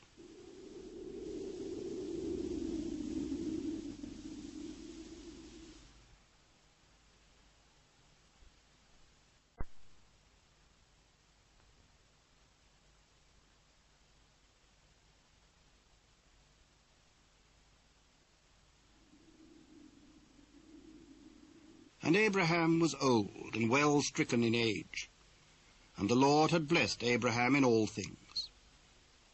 And Abraham said unto his eldest servant of his house, that ruled over all that he had, Put, I pray thee, thy hand under my thigh, and I will make thee swear by the Lord, the God of heaven and the God of the earth, that thou shalt not take a wife unto my son of the daughters of the Canaanites among whom I dwell, but thou shalt go unto my country and to my kindred, and take a wife unto my son Isaac. Peradventure the woman will not be willing to follow me unto this land. Must I needs bring thy son again unto the land from whence thou camest? Beware thou that thou bring not my son thither again. The Lord God of heaven, which took me from my father's house, and from the land of my kindred, and which spake unto me, and that sware unto me, saying, Unto thy seed will I give this land, he shall send his angel before thee, and thou shalt take a wife unto my son from thence. And if the woman will not be willing to follow thee, then thou shalt be clear from this my oath. Only bring not my son thither again. And the servant put his hand under the thigh of Abraham his master, and sware to him concerning that matter. And the servant took 10 camels of the camels of his master, and departed, for all the goods of his master were in his hand. And he arose and went to Mesopotamia unto the city of Nahor. And he made his camels to kneel down without the city by a well of water at the time of the evening, even the time that women go out to draw water. And he said, O Lord God of my master Abraham, I pray thee send me good speed this day, and show kindness unto my master Abraham. Behold, I stand here by the well of water, and the daughters of the men of the city come out to draw water. And let it come to pass, that the damsel to whom I shall say, Let down thy pitcher, I pray thee, that I may drink, and she shall say, Drink, and I will give thy camels drink also. Let the same be she that thou hast appointed for thy servant Isaac, and thereby shall I know that thou hast showed kindness unto my master. And it came to pass, before he'd done speaking, that, behold, Rebekah came out, who was born to Bethuel, son of Milcah, the wife of Nahor, Abraham's brother, with her pitcher upon her shoulder. And the damsel was very fair to look upon, a virgin, neither had any man known her. And she went down to the well, and filled her pitcher, and came up. And the servant ran to meet her, and said, Let me, I pray thee, drink a little water of thy pitcher. Drink, my lord. I will draw water for thy camels also, until they have done drinking. And she hasted, and emptied her pitcher into the trough, and ran again unto the well to draw water, and drew for all his camels. And the man, wondering at her, held his peace, to wit whether the Lord had made his journey prosperous or not. And it came to pass, as the camels had done drinking, that the man took a golden earring of 1/2 shekel weight, and 2 bracelets for her hands of 10 shekels weight of gold, and said, Whose daughter art thou? Tell me, I pray thee, is there room in thy father's house for us to lodge in? I am the daughter of Bethuel, the son of Milcah, which she bare unto Nahor. We have both straw and provender enough, and room to lodge in. And the man bowed down his head, and worshipped the Lord. Blessed be the Lord God of my master Abraham, who has not left destitute my master of his mercy and his truth. I, being in the way, the Lord led me to the house of my master's brethren. And the damsel ran and told them of her mother's house these things. And Rebekah had a brother, and his name was Laban. And Laban ran out unto the man unto the well. And it came to pass, when he saw the earring and bracelets upon his sister's hands, and when he heard the words of Rebekah his sister, saying, Thus spake the man unto me, that he came unto the man. And behold, he stood by the camels at the well. And he said, Come in, thou blessed of the Lord. Wherefore standest thou without? For I have prepared the house, and room for the camels. And the man came into the house, and he ungirded his camels, and gave straw and provender for the camels, and water to wash his feet, and the men's feet that were with him. And there was set meat before him to eat. But he said, I will not eat until I have told mine errand. Speak on. I am Abraham's servant, and the Lord hath blessed my master greatly, and he is become great, and he hath given him flocks, and herds, and silver, and gold, and men servants, and maid servants, and camels, and asses. And Sarah, my master's wife, bare a son to my master when she was old, and unto him hath he given all that he hath. And my master made me swear, saying, Thou shalt not take a wife to my son of the daughters of the Canaanites in whose land I dwell, but thou shalt go unto my father's house, and to my kindred, and take a wife unto my son. And I said unto my master, Peradventure the woman will not follow me. And he said unto me, The Lord before whom I walk will send his angel with thee, and prosper thy way, and thou shalt take a wife for my son, of my kindred and of my father's house. Then shalt thou be clear from this my oath, when thou comest to my kindred. And if they give not thee one, thou shalt be clear from my oath. And I came this day unto the well, and said, O Lord God of my master Abraham, if now thou do prosper my way which I go, behold, I stand by the well of water, and it shall come to pass, that when the virgin cometh forth to draw water, and I say to her, Give me, I pray thee, a little water of thy pitcher to drink, and she say to me, Both drink thou, and I will also draw for thy camels. Let the same be the woman whom the Lord hath appointed out for my master's son. And before I had done speaking in mine heart, behold, Rebekah came forth with her pitcher on her shoulder, and she went down unto the well and drew water. And I said unto her, Let me drink, I pray thee. And she made haste, and let down her pitcher from her shoulder, and said, Drink, and I will give thy camels drink also. So I drank, and she made the camels drink also. And I asked her, and said, Whose daughter art thou? And she said, The daughter of Bethuel, Nahor's son, whom Milcah bare unto him. And I put the earring upon her face, and the bracelets upon her hands, and I bowed down my head, and worshipped the Lord, and blessed the Lord God of my master Abraham, which had led me in the right way, to take my master's brother's daughter unto his son. And now, if ye will deal kindly and truly with my master, tell me, and if not, tell me, that I may turn to the right hand or to the left. The thing proceedeth from the Lord. We cannot speak unto thee bad or good. Behold, Rebekah is before thee. Take her and go, and let her be thy master's son's wife, as the Lord hath spoken. And it came to pass that when Abraham's servant heard their words, he worshipped the Lord, bowing himself to the earth. And the servant brought forth jewels of silver and jewels of gold, and raiment, and gave them to Rebekah. He gave also to her brother and to her mother precious things. And they did eat and drink, he and the men that were with him, and tarried all night. And they rose up in the morning, and he said, Send me away unto my master. Let the damsel bide with us a few days, at the least 10. After that she shall go. Hinder me not, seeing the Lord hath prospered my way. Send me away, that I may go to my master. We will call the damsel, and inquire at her mouth. Wilt thou go with this man? I will go. And they sent away Rebekah their sister, and her nurse, and Abraham's servant and his men. And they blessed Rebekah, and said unto her, Thou art our sister. Be thou the mother of thousands of millions, and let thy seed possess the gate of those which hate them. And Rebekah arose, and her damsels, and they rode upon the camels, and followed the man, and the servant took Rebekah, and went his way.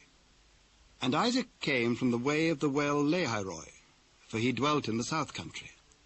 And Isaac went out to meditate in the field at eventide. And he lifted up his eyes and saw, and behold, the camels were coming. And Rebekah lifted up her eyes, and when she saw Isaac, she lighted off the camel. For she had said unto the servant, What man is this that walketh in the field to meet us? It is my master. Therefore she took a veil and covered herself. And the servant told Isaac all things that he had done. And Isaac brought her into his mother Sarah's tent, and took Rebekah, and she became his wife. And he loved her, and Isaac was comforted after his mother's death.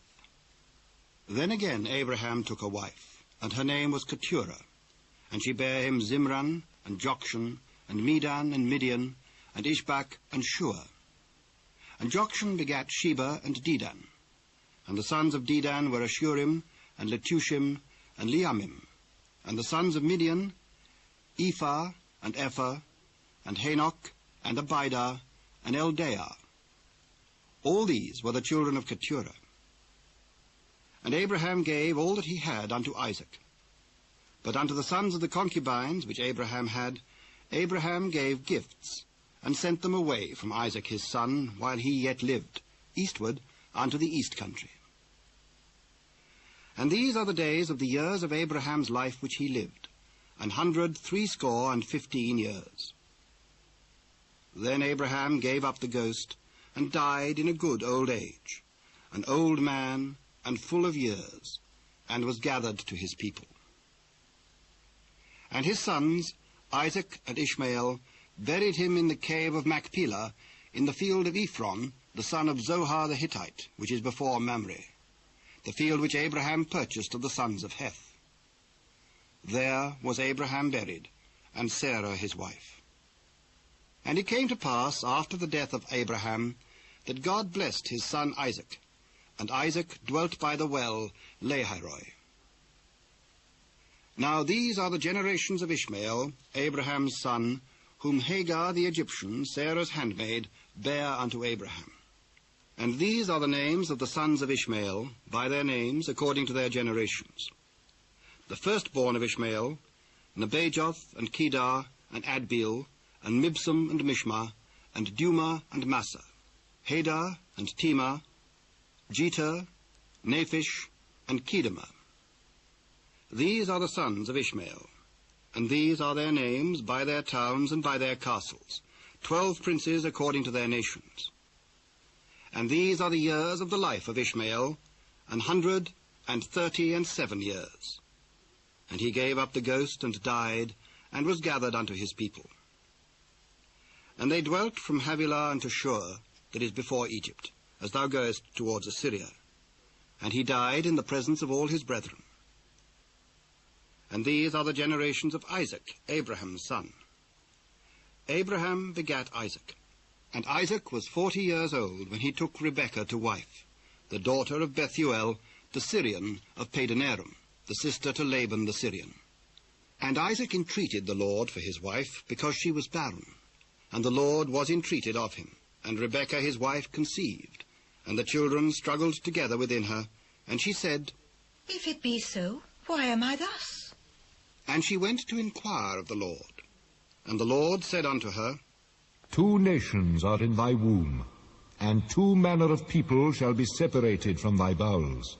And the one people shall be stronger than the other people, and the elder shall serve the younger.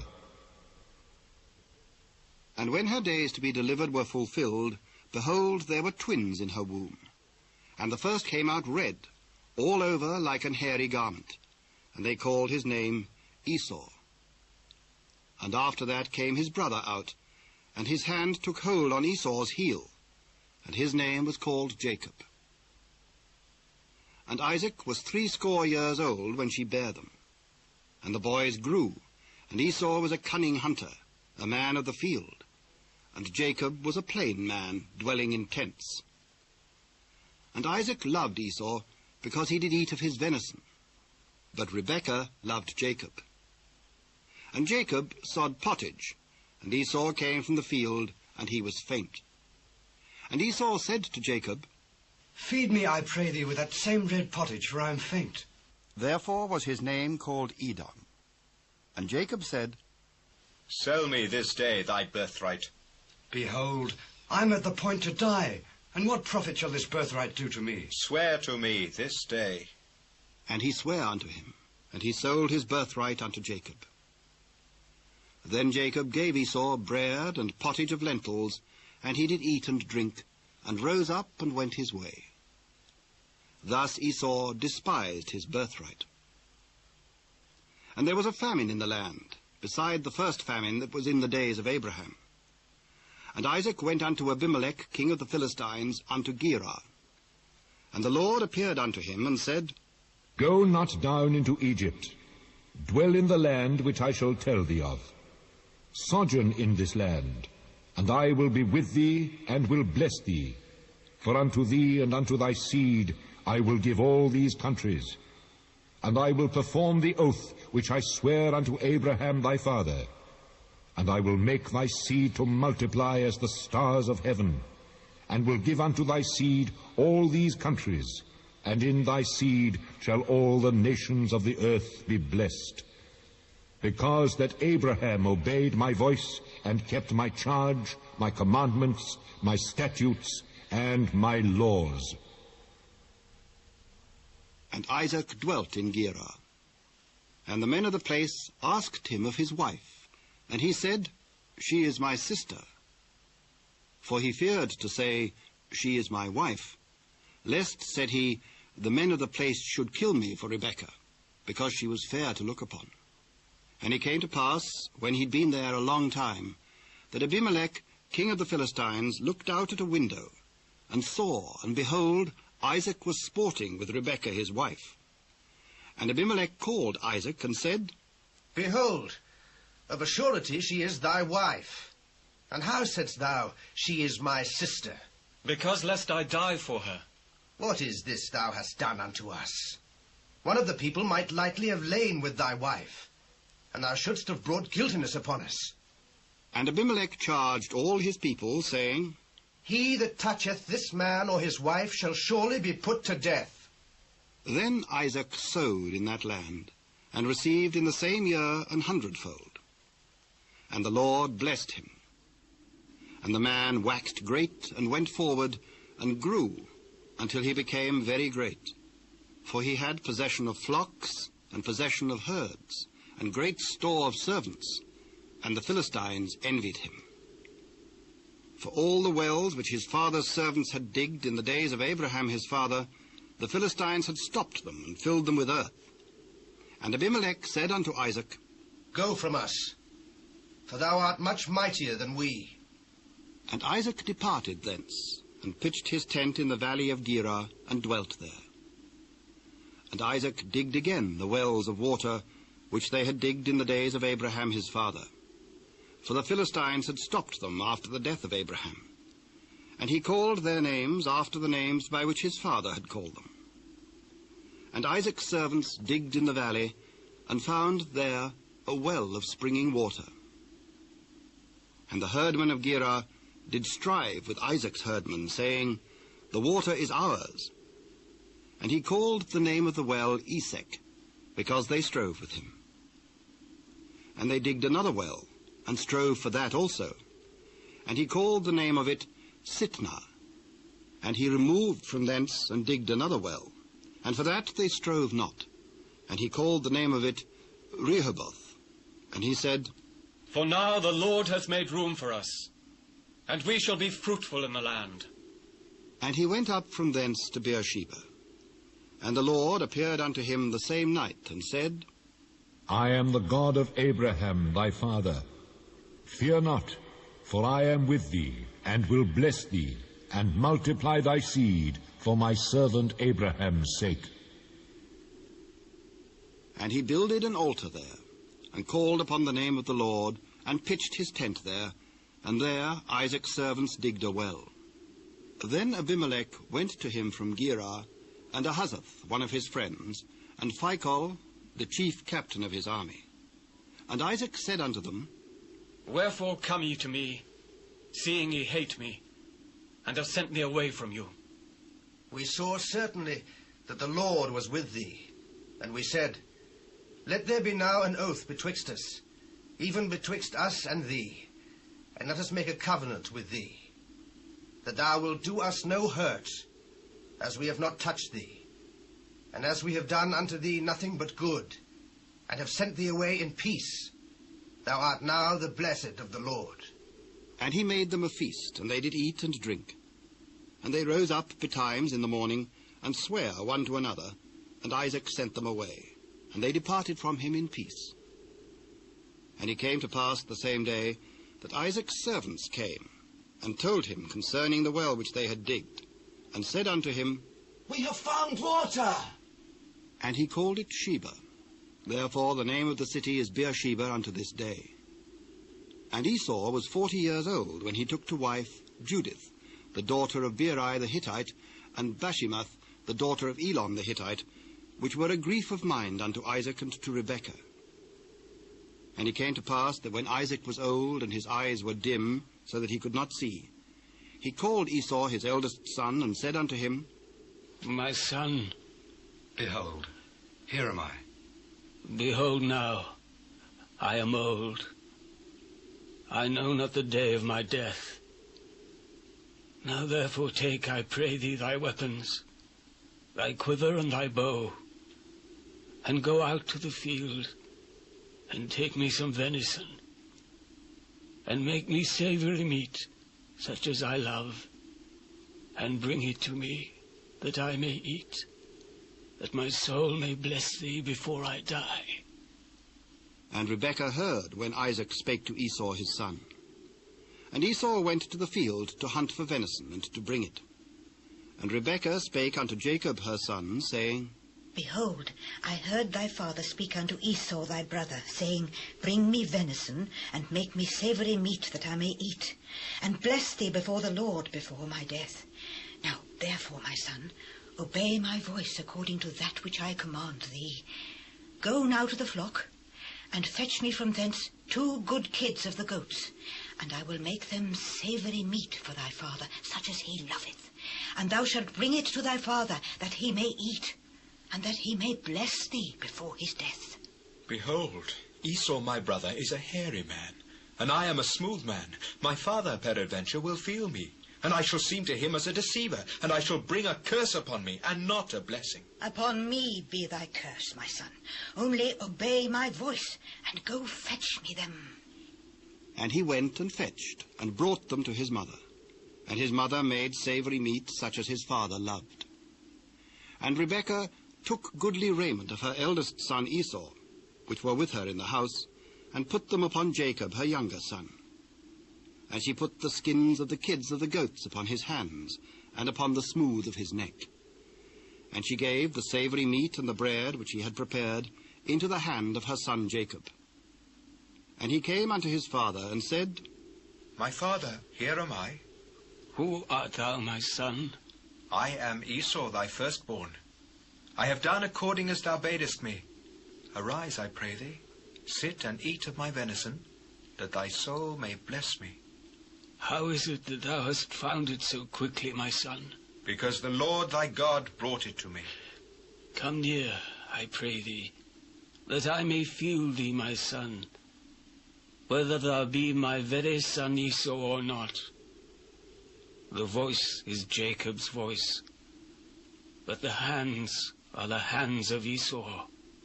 And he discerned him not, because his hands were hairy, as his brother Esau's hands. So he blessed him. Art thou my very son Esau? I am. Bring it near to me, and I will eat of my son's venison, that my soul may bless thee. And he brought it near to him, and he did eat. And he brought him wine, and he drank. And his father Isaac said unto him, Come near now, and kiss me, my son. And he came near, and kissed him. And he smelled the smell of his raiment, and blessed him, and said, See, the smell of my son is as the smell of a field which the Lord hath blessed. Therefore, God, give thee of the dew of heaven, and the fatness of the earth, and plenty of corn and wine. Let people serve thee, and nations bow down to thee. Be Lord over thy brethren, and let thy mother's sons bow down to thee. Cursed be every one that curseth thee, and blessed be he that blesseth thee. And it came to pass, as soon as Isaac had made an end of blessing Jacob, and Jacob was yet scarce gone out from the presence of Isaac his father, that Esau his brother came in from his hunting. And he also had made savoury meat, and brought it unto his father, and said to his father, Let my father arise, and eat of his son's venison, that thy soul may bless me. Who art thou? I, my son, thy firstborn, Esau. Who? Where is he that hath taken venison, and brought it me? And I have eaten of all before thou camest, and have blessed him. Yea, and he shall be blessed. And when Esau heard the words of his father, he cried with a great and exceeding bitter cry, and said unto his father, Bless me, even me also, O my father. Thy brother came with subtlety, and hath taken away thy blessing. Is not he rightly named Jacob? For he hath supplanted me these 2 times. He took away my birthright, and behold, now he hath taken away my blessing. Hast thou not reserved a blessing for me? Behold, I have made him thy lord, and all his brethren have I given to him for servants. And with corn and wine have I sustained him. And what shall I do now unto thee, my son? Hast thou but one blessing, my father? Bless me, even me also, O my father. And Esau lifted up his voice and wept. And Isaac his father answered and said unto him, Behold, thy dwelling shall be the fatness of the earth, and of the dew of heaven from above. And by thy sword shalt thou live, and shalt serve thy brother. And it shall come to pass, when thou shalt have the dominion, that thou shalt break his yoke from off thy neck.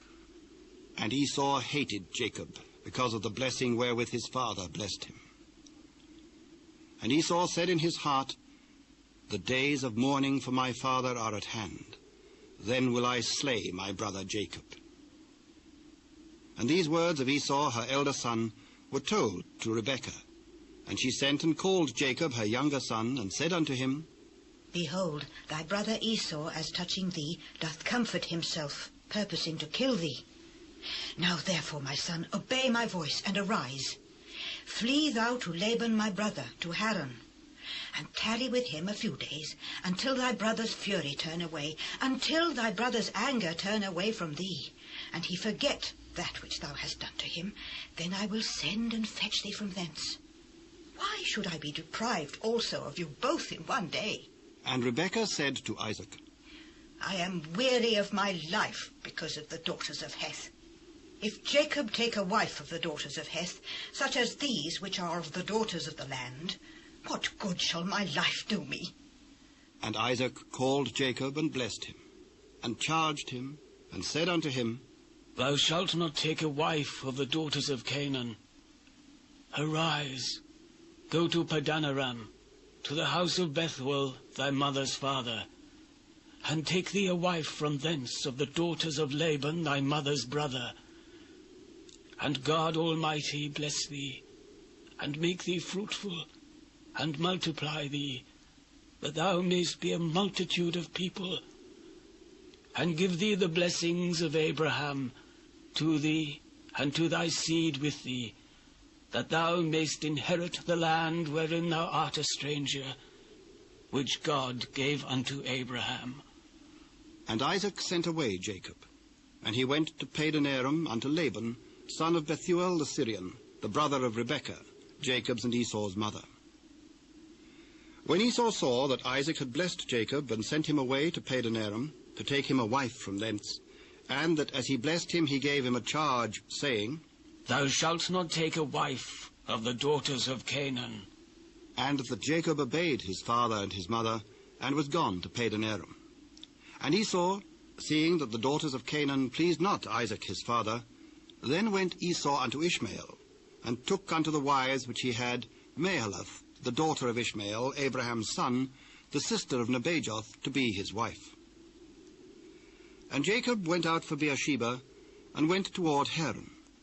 And he lighted upon a certain place, and tarried there all night, because the sun was set. And he took of the stones of the place, and put them for his pillows, and lay down in that place to sleep. And he dreamed, and behold, a ladder set up on the earth, and the top of it reached to heaven. And behold, the angels of God ascending and descending on it. And behold, the Lord stood above it, and said, I am the Lord God of Abraham thy father, and the God of Isaac. The land whereon thou liest, to thee will I give it, and to thy seed. And thy seed shall be as the dust of the earth, and thou shalt spread abroad to the west, and to the east, and to the north, and to the south. And in thee and thy seed shall all the families of the earth be blessed. And behold, I am with thee, and will keep thee in all places whither thou goest, and will bring thee again into this land. For I will not leave thee until I have done that which I have spoken to thee of.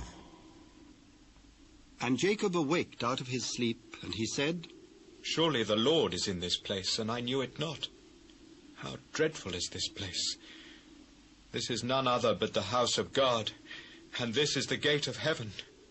And Jacob rose up early in the morning, and took the stone that he had put for his pillows, and set it up for a pillar, and poured oil upon the top of it. And he called the name of that place Bethel. But the name of that city was called Luz at first. And Jacob vowed a vow, saying, If God will be with me, and will keep me in this way that I go, and will give me bread to eat and raiment to put on, so that I come again to my father's house in peace, then shall the Lord be my God, and this stone which I have set for a pillar shall be God's house, and of all that thou shalt give me I will surely give the 10th unto thee. Then Jacob went on his journey, and came into the land of the people of the east. And he looked, and behold, a well in the field. And lo, there were 3 flocks of sheep lying by it. For out of that well they watered the flocks, and a great stone was upon the well's mouth. And thither were all the flocks gathered. And they rolled the stone from the well's mouth, and watered the sheep, and put the stone again upon the well's mouth in his place. And Jacob said unto them, My brethren, whence be ye? Of Haran are we. Know you Laban, the son of Nahor? We know him. Is he well? He is well. And behold, Rachel his daughter cometh with the sheep. Lo, it is yet high day. Neither is it time that the cattle should be gathered together. Water ye the sheep, and go and feed them. We cannot, until all the flocks be gathered together, until they roll the stone from the well's mouth. Then we water the sheep. And while he yet spake with them, Rachel came with her father's sheep, for she kept them. And it came to pass, when Jacob saw Rachel, the daughter of Laban, his mother's brother, and the sheep of Laban, his mother's brother, that Jacob went near, and rolled the stone from the well's mouth, and watered the flock of Laban, his mother's brother. And Jacob kissed Rachel, and lifted up his voice, and wept. And Jacob told Rachel that he was her father's brother, and that he was Rebekah's son. And she ran and told her father. And it came to pass, when Laban heard the tidings of Jacob his sister's son, that he ran to meet him, and embraced him, and kissed him, and brought him to his house. And he told Laban all these things. And Laban said to him, Surely thou art my bone and flesh. And he abode with him the space of a month. And Laban said unto Jacob, Because thou art my brother, shouldst thou therefore serve me for naught? Tell me, what shall thy wages be? And Laban had 2 daughters. The name of the elder was Leah, and the name of the younger was Rachel. Leah was tender-eyed, but Rachel was beautiful and well-favored. And Jacob loved Rachel, and said, I will serve thee 7 years for Rachel thy younger daughter. It is better that I give her to thee than that I should give her to another man. Abide with me. And Jacob served 7 years for Rachel, and they seemed unto him but a few days, for the love he had to her. And Jacob said unto Laban, Give me my wife, for my days are fulfilled, that I may go in unto her. And Laban gathered together all the men of the place, and made a feast. And it came to pass in the evening that he took Leah his daughter, and brought her to him. And he went in unto her. And Laban gave unto his daughter Leah Zilpah his maid for an handmaid. And it came to pass that in the morning, behold, it was Leah. And he said to Laban, What is this thou hast done unto me? Did not I serve with thee for Rachel? Wherefore then hast thou beguiled me? It must not be so done in our country, to give the younger before the firstborn. Fulfill her week, and we will give thee this also for the service which thou shalt serve with me, yet 7 other years. And Jacob did so, and fulfilled her week. And he gave him Rachel his daughter to wife also. And Laban gave to Rachel his daughter Bilhah his handmaid to be her maid. And he went in also unto Rachel, and he loved also Rachel more than Leah, and served with him yet 7 other years. And when the Lord saw that Leah was hated, he opened her womb, but Rachel was barren. And Leah conceived and bare a son, and she called his name Reuben. For she said, Surely the Lord hath looked upon my affliction. Now therefore my husband will love me. And she conceived again, and bare a son, and said, Because the Lord hath heard that I was hated, he hath therefore given me this son also. And she called his name Simeon. And she conceived again, and bare a son, and said, Now this time will my husband be joined unto me, because I have borne him 3 sons. Therefore was his name called Levi. And she conceived again, and bare a son. And she said, Now will I praise the Lord. Therefore she called his name Judah, and left bearing. And when Rachel saw that she bare Jacob no children, Rachel envied her sister, and said unto Jacob, Give me children, or else I die. Am I in God's stead, who hath withheld from thee the fruit of the womb? Behold my maid Bilhah. Go in unto her, and she shall bear upon my knees, that I may also have children by her. And she gave him Bilhah her handmaid to wife. And Jacob went in unto her. And Bilhah conceived, and bare Jacob a son. And Rachel said, God hath judged me, and hath also heard my voice, and hath given me a son. Therefore called she his name Dan. And Bilhah, Rachel's maid, conceived again, and bare Jacob a second son. And Rachel said, With great wrestlings have I wrestled with my sister, and I have prevailed. And she called his name Naphtali. When Leah saw that she had left bearing, she took Zilpah her maid, and gave her Jacob to wife. And Zilpah, Leah's maid, bare Jacob a son. And Leah said, A troop cometh. And she called his name Gad.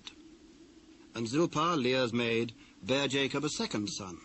And Leah said, Happy am I, for the daughters will call me blessed. And she called his name Asher. And Reuben went in the days of wheat harvest, and found mandrakes in the field, and brought them unto his mother Leah. Then Rachel said to Leah, Give me, I pray thee, of thy son's mandrakes. Is it a small matter that thou hast taken my husband? And wouldst thou take away my son's mandrakes also? Therefore he shall lie with thee tonight for thy son's mandrakes. And Jacob came out of the field in the evening, and Leah went out to meet him, and said, Thou must come in unto me, for surely I have hired thee with my son's mandrakes. And he lay with her that night. And God hearkened unto Leah, and she conceived, and bare Jacob the 5th son. And Leah said, God hath given me my hire, because I have given my maiden to my husband. And she called his name Issachar. And Leah conceived again, and bare Jacob the 6th son. And Leah said, God hath endued me with a good dowry. Now will my husband dwell with me, because I have borne him 6 sons. And she called his name Zebulun. And afterwards she bare a daughter, and called her name Dinah. And God remembered Rachel, and God hearkened to her, and opened her womb. And she conceived, and bare a son, and said, God hath taken away my reproach. And she called his name Joseph, and said, The Lord shall add to me another son. And it came to pass, when Rachel had borne Joseph, that Jacob said unto Laban, Send me away, that I may go unto mine own place, and to my country. Give me my wives and my children, for whom I have served thee, and let me go. For thou knowest my service which I have done thee. I pray thee, if I have found favour in thine eyes, tarry. For I have learned by experience that the Lord hath blessed me for thy sake. Appoint me thy wages, and I will give it. Thou knowest how I have served thee, and how thy cattle was with me. For it was little which thou hadst before I came, and it is now increased unto a multitude. And the Lord hath blessed thee since my coming. And now when shall I provide for mine own house also? What shall I give thee? Thou shalt not give me anything. If thou wilt do this thing for me, I will again feed and keep thy flock. I will pass through all thy flock today, removing from thence all the speckled and spotted cattle, and all the brown cattle among the sheep, and the spotted and speckled among the goats, and of such shall be my hire. So shall my righteousness answer for me in time to come, when it shall come for my hire before thy face. Every one that is not speckled and spotted among the goats, and brown among the sheep, that shall be counted stolen with me. Behold, I would it might be according to thy word. And he removed that day the he-goats that were ring-straked and spotted, and all the she-goats that were speckled and spotted, and every one that had some white in it, and all the brown among the sheep, and gave them into the hand of his sons. And he set 3 days' journey betwixt himself and Jacob fed the rest of Laban's flocks.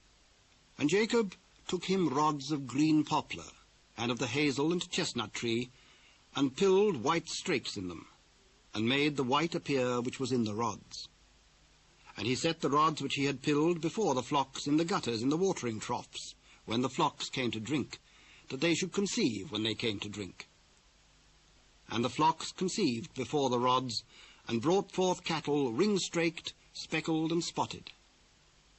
And Jacob did separate the lambs, and set the faces of the flocks towards the ring-straked, and all the brown in the flock of Laban, and he put his own flocks by themselves, and put them not unto Laban's cattle. And it came to pass, whensoever the stronger cattle did conceive, that Jacob laid the rods before the eyes of the cattle in the gutters, that they might conceive among the rods. But when the cattle were feeble, he put them not in. So the feebler were Laban's, and the stronger Jacob's. And the man increased exceedingly, and had much cattle, and maidservants, and menservants, and camels, and asses. And he heard the words of Laban's son, saying, Jacob hath taken away all that was our father's, and of that which was our father's hath he gotten all this glory. And Jacob beheld the countenance of Laban, and behold, it was not toward him as before. And the Lord said unto Jacob, Return unto the land of thy fathers, and to thy kindred, and I will be with thee. And Jacob sent and called Rachel and Leah to the field unto his flock, and said unto them, I see your father's countenance, that it is not toward me as before, but the God of my father hath been with me. And ye know that with all my power I have served your father, and your father hath deceived me, and changed my wages 10 times. But God suffered him not to hurt me. If he said thus, the speckled shall be thy wages, then all the cattle bear speckled. And if he said thus, the ring-straked shall be thy hire, then bear all the cattle ring-straked. Thus God hath taken away the cattle of your father, and given them to me. And it came to pass at the time that the cattle conceived, that I lifted up mine eyes, and saw in a dream, and beheld, the rams which leapt upon the cattle were ring-straked, speckled, and grizzled. And the angel of God spake unto me in a dream, saying, Jacob. And I said, here am I. And he said, Lift up now thine eyes and see. All the rams which leap upon the cattle are ring-straked, speckled, and grizzled. For I have seen all that Laban doeth unto thee. I am the God of Bethel, where thou anointest the pillar, and where thou vowest a vow unto me. Now arise, get thee out from this land, and return unto the land of thy kindred. Is there yet any portion or inheritance for us in our father's house? Are we not counted of him strangers? For he hath sold us, and hath quite devoured also our money. For all the riches which God hath taken from our father, that is ours and our children's. Now then, whatsoever God hath said unto thee, do. Then Jacob rose up and set his sons and his wives upon camels. And he carried away all his cattle and all his goods which he had gotten, the cattle of his getting, which he had gotten in Padanaram, for to go to Isaac his father in the land of Canaan. And Laban went to shear his sheep. And Rachel had stolen the images that were her father's. And Jacob stole away unawares to Laban the Syrian, in that he told him not that he fled. So he fled with all that he had, and he rose up and passed over the river, and set his face toward the Mount Gilead. And it was told Laban on the third day that Jacob was fled. And he took his brethren with him, and pursued after him 7 days' journey. And they overtook him in the Mount Gilead.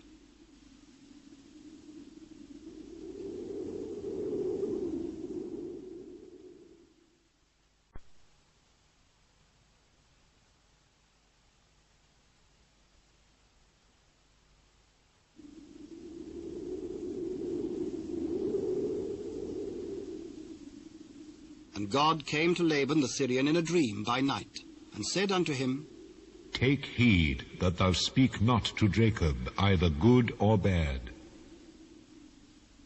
Then Laban overtook Jacob. Now Jacob had pitched his tent in the mount, and Laban with his brethren pitched in the mount of Gilead. And Laban said to Jacob, What hast thou done, that thou hast stolen away unawares to me, and carried away my daughters as captives taken with the sword? Wherefore didst thou flee away secretly, and steal away from me, and didst not tell me, that I might have sent thee away with mirth, and with songs, with tabret, and with harp, and hast not suffered me to kiss my sons and my daughters? Thou hast now done foolishly in so doing. It is in the power of my hand to do you hurt. But the God of your father spake unto me yesternight, saying, Take thou heed that thou speak not to Jacob, either good or bad. And now, though thou wouldst needs be gone, because thou so longest after thy father's house, yet wherefore hast thou stolen my gods? Because I was afraid, for I said, Peradventure thou wouldest take by force thy daughters from me. With whomsoever thou findest thy gods, let him not live. Before our brethren discern thou what is thine with me, and take it to thee. For Jacob knew not that Rachel had stolen them. And Laban went into Jacob's tent, and into Leah's tent, and into the 2 maidservants' tents, but he found them not. Then went he out of Leah's tent, and entered into Rachel's tent. Now Rachel had taken the images, and put them in the camel's furniture, and sat upon them. And Laban searched all the tent, but found them not.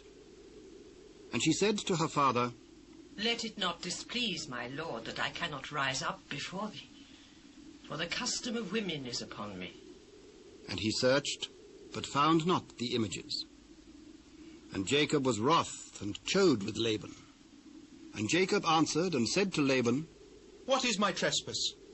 What is my sin that thou hast so hotly pursued after me? Whereas thou hast searched all my stuff, what hast thou found of all thy household stuff? Set it here before my brethren and thy brethren, that they may judge betwixt us both. This 20 years have I been with thee. Thy ewes and thy she-goats have not cast their young, and the rams of thy flock have I not eaten. That which was torn of beasts I brought not unto thee. I bear thee loss of it. Of my hand didst thou require it, whether stolen by day or stolen by night. Thus I was in the day the drought consumed me, and the frost by night, and my sleep departed from mine eyes. Thus have I been 20 years in thy house. I served thee 14 years for thy 2 daughters, and 6 years for thy cattle, and thou hast changed my wages 10 times. Except the God of my father, the God of Abraham, and the fear of Isaac had been with me, surely thou hadst sent me away now empty. God hath seen mine affliction, and the labour of my hands, and rebuked thee yesternight. These daughters are my daughters, and these children are my children, and these cattle are my cattle, and all that thou seest is mine. And what can I do this day unto these my daughters, or unto their children which they have borne? Now therefore come thou, let us make a covenant, I and thou, and let it be for a witness between me and thee. And Jacob took a stone, and set it up for a pillar. And Jacob said unto his brethren, Gather stones. And they took stones, and made an heap, and they did eat there upon the heap. And Laban called it Jegarsahadutha, but Jacob called it Gilead. This heap is a witness between me and thee this day. Therefore was the name of it called Gilead, and Mizpah. For he said, The Lord watch between me and thee, when we are absent one from another. If thou shalt afflict my daughters, or if thou shalt take other wives beside my daughters, no man is with us. See, God is witness betwixt me and thee. Behold this heap, and behold this pillar, which I have cast betwixt me and thee. This heap be witness, and this pillar be witness, that I will not pass over this heap to thee, and that thou shalt not pass over this heap and this pillar unto me for harm. The God of Abraham and the God of Nahor, the God of their father, judge betwixt us. And Jacob sware by the fear of his father Isaac. Then Jacob offered sacrifice upon the mount, and called his brethren to eat bread. And they did eat bread, and tarried all night in the mount. And early in the morning Laban rose up, and kissed his sons and his daughters, and blessed them. And Laban departed, and returned unto his place. And Jacob went on his way, and the angels of God met him. And when Jacob saw them, he said, This is God's host. And he called the name of that place Mahanaim.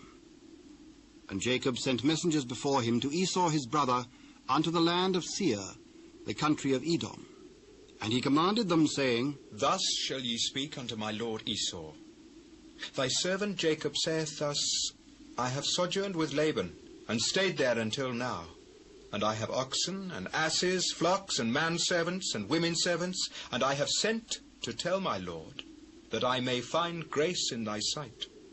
And the messengers returned to Jacob, saying, We came to thy brother Esau, and also he cometh to meet thee, and 400 men with him. Then Jacob was greatly afraid and distressed.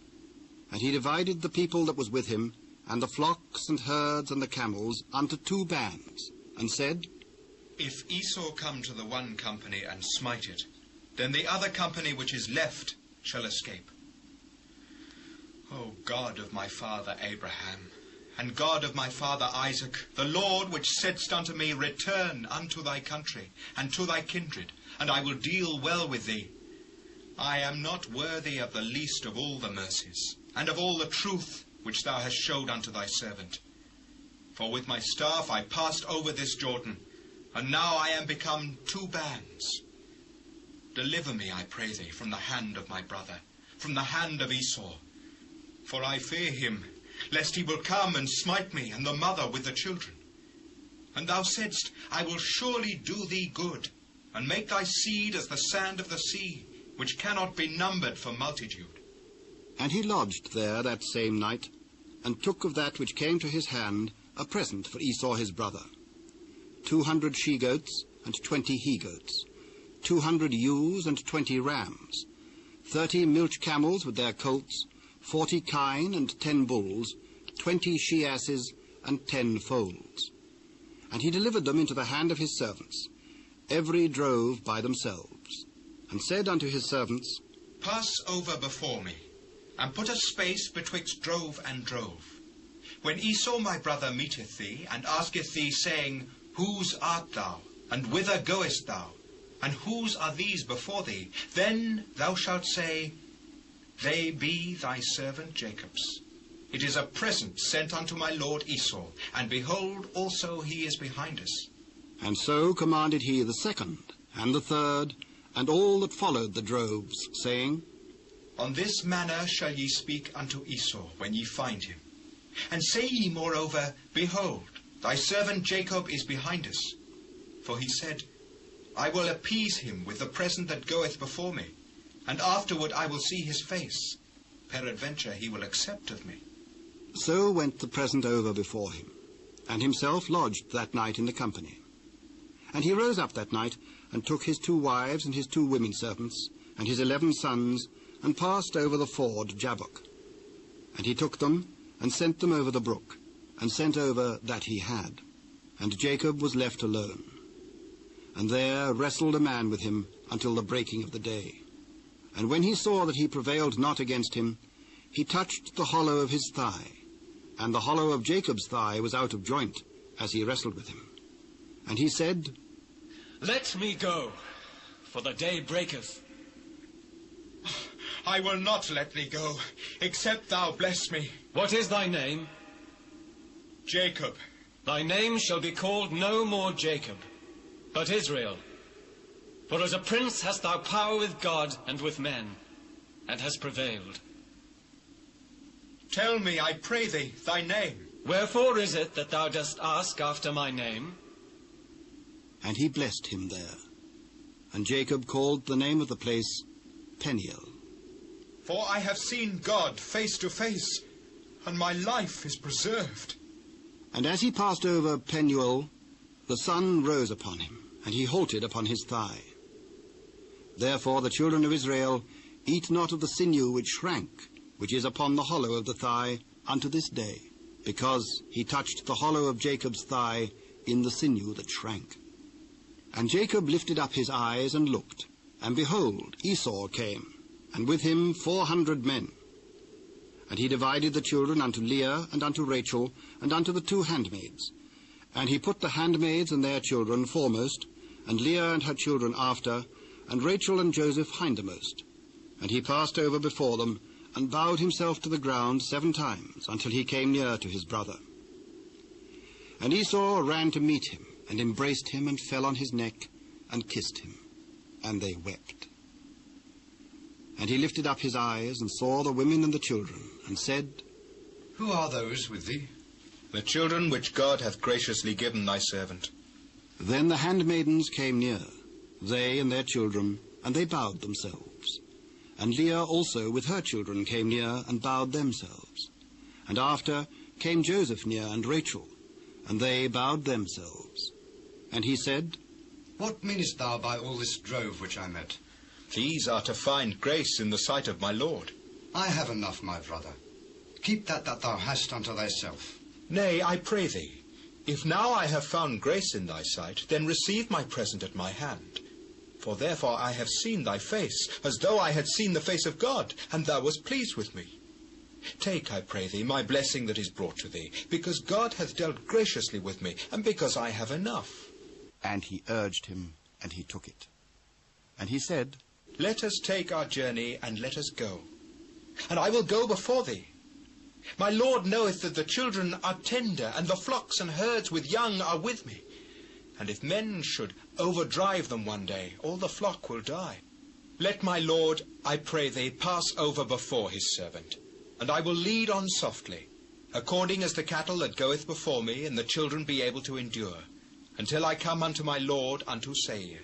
Let me now leave with thee some of the folk that are with me. And Jacob said unto Esau, What needeth it?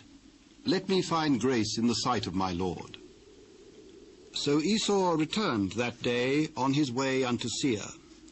And Jacob journeyed to Succoth, and built him an house, and made booths for his cattle. Therefore the name of the place is called Succoth.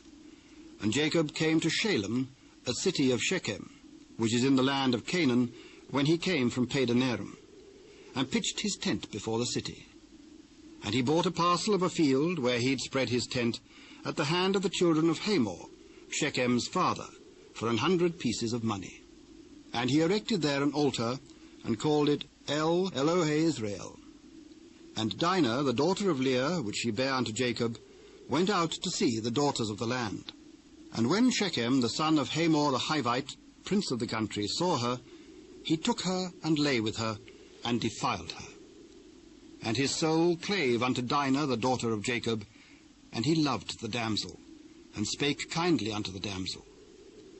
And Shechem spake unto his father Hamor, saying, Get me this damsel to wife. And Jacob heard that he defiled Dinah his daughter. Now his sons were with his cattle in the field, and Jacob held his peace until they were come. And Hamor, the father of Shechem, went out unto Jacob to commune with him. And the sons of Jacob came out of the field when they heard it. And the men were grieved, and they were very wroth, because he had wrought folly in Israel, in lying with Jacob's daughter, which thing ought not to be done. And Hamor communed with them, saying, The soul of my son Shechem longeth for your daughter. I pray you, give her him to wife, and make ye marriages with us, and give your daughters unto us, and take our daughters unto you. And ye shall dwell with us, and the land shall be before you. Dwell and trade ye therein, and get you possessions therein. Let me find grace in your eyes, and what ye shall say unto me, I will give. Ask me never so much dowry and gift, and I will give according as ye shall say unto me. But give me the damsel to wife. And the sons of Jacob answered Shechem and Hamor his father deceitfully, and said, because he had defiled Dinah their sister. And they said unto them, We cannot do this thing, to give our sister to one that is uncircumcised, for that were a reproach unto us. But in this will we consent unto you. If ye will be as we be, that every male of you be circumcised, then will we give our daughters unto you, and we will take your daughters to us, and we will dwell with you, and we will become one people. But if ye will not hearken unto us to be circumcised, then we will take our daughter, and we will be gone. And their words pleased Hamor, and Shechem, Hamor's son. And the young man deferred not to do the thing, because he had delight in Jacob's daughter, and he was more honourable than all the house of his father. And Hamor and Shechem his son came unto the gate of their city, and communed with the men of their city, saying, These men are peaceable with us. Therefore let them dwell in the land and trade therein. For the land, behold, it is large enough for them. Let us take their daughters to us for wives, and let us give them our daughters. Only herein will the men consent unto us for to dwell with us, to be one people, if every male among us be circumcised as they are circumcised. Shall not their cattle and their substance and every beast of theirs be ours? Only let us consent unto them, and they will dwell with us. And unto Hamor and unto Shechem his son hearkened all that went out of the gate of his city. And every male was circumcised, all that went out of the gate of his city.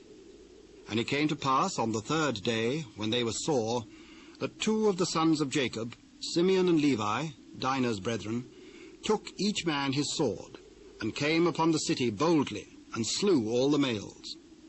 And they slew Hamor and Shechem his son with the edge of the sword, and took Dinah out of Shechem's house, and went out. The sons of Jacob came upon the slain, and spoiled the city, because they had defiled their sister. They took their sheep and their oxen and their asses, and that which was in the city, and that which was in the field, and all their wealth, and all their little ones, and their wives took they captive, and spoiled even all that was in the house. And Jacob said to Simeon and Levi, Ye have troubled me to make me to stink among the inhabitants of the land, among the Canaanites and the Perizzites. And I, being few in number, they shall gather themselves together against me and slay me, and I shall be destroyed, I and my house. Should he deal with our sister as with an harlot? And God said unto Jacob, Arise, go up to Bethel, and dwell there, and make there an altar unto God, that appeared unto thee when thou fleddest from the face of Esau thy brother. Then Jacob said unto his household, and to all that were with him, Put away the strange gods that are among you, and be clean, and change your garments. And let us arise and go up to Bethel, and I will make there an altar unto God, who answered me in the day of my distress, and was with me in the way which I went. And they gave unto Jacob all the strange gods which were in their hand, and all their earrings which were in their ears. And Jacob hid them under the oak which was by Shechem.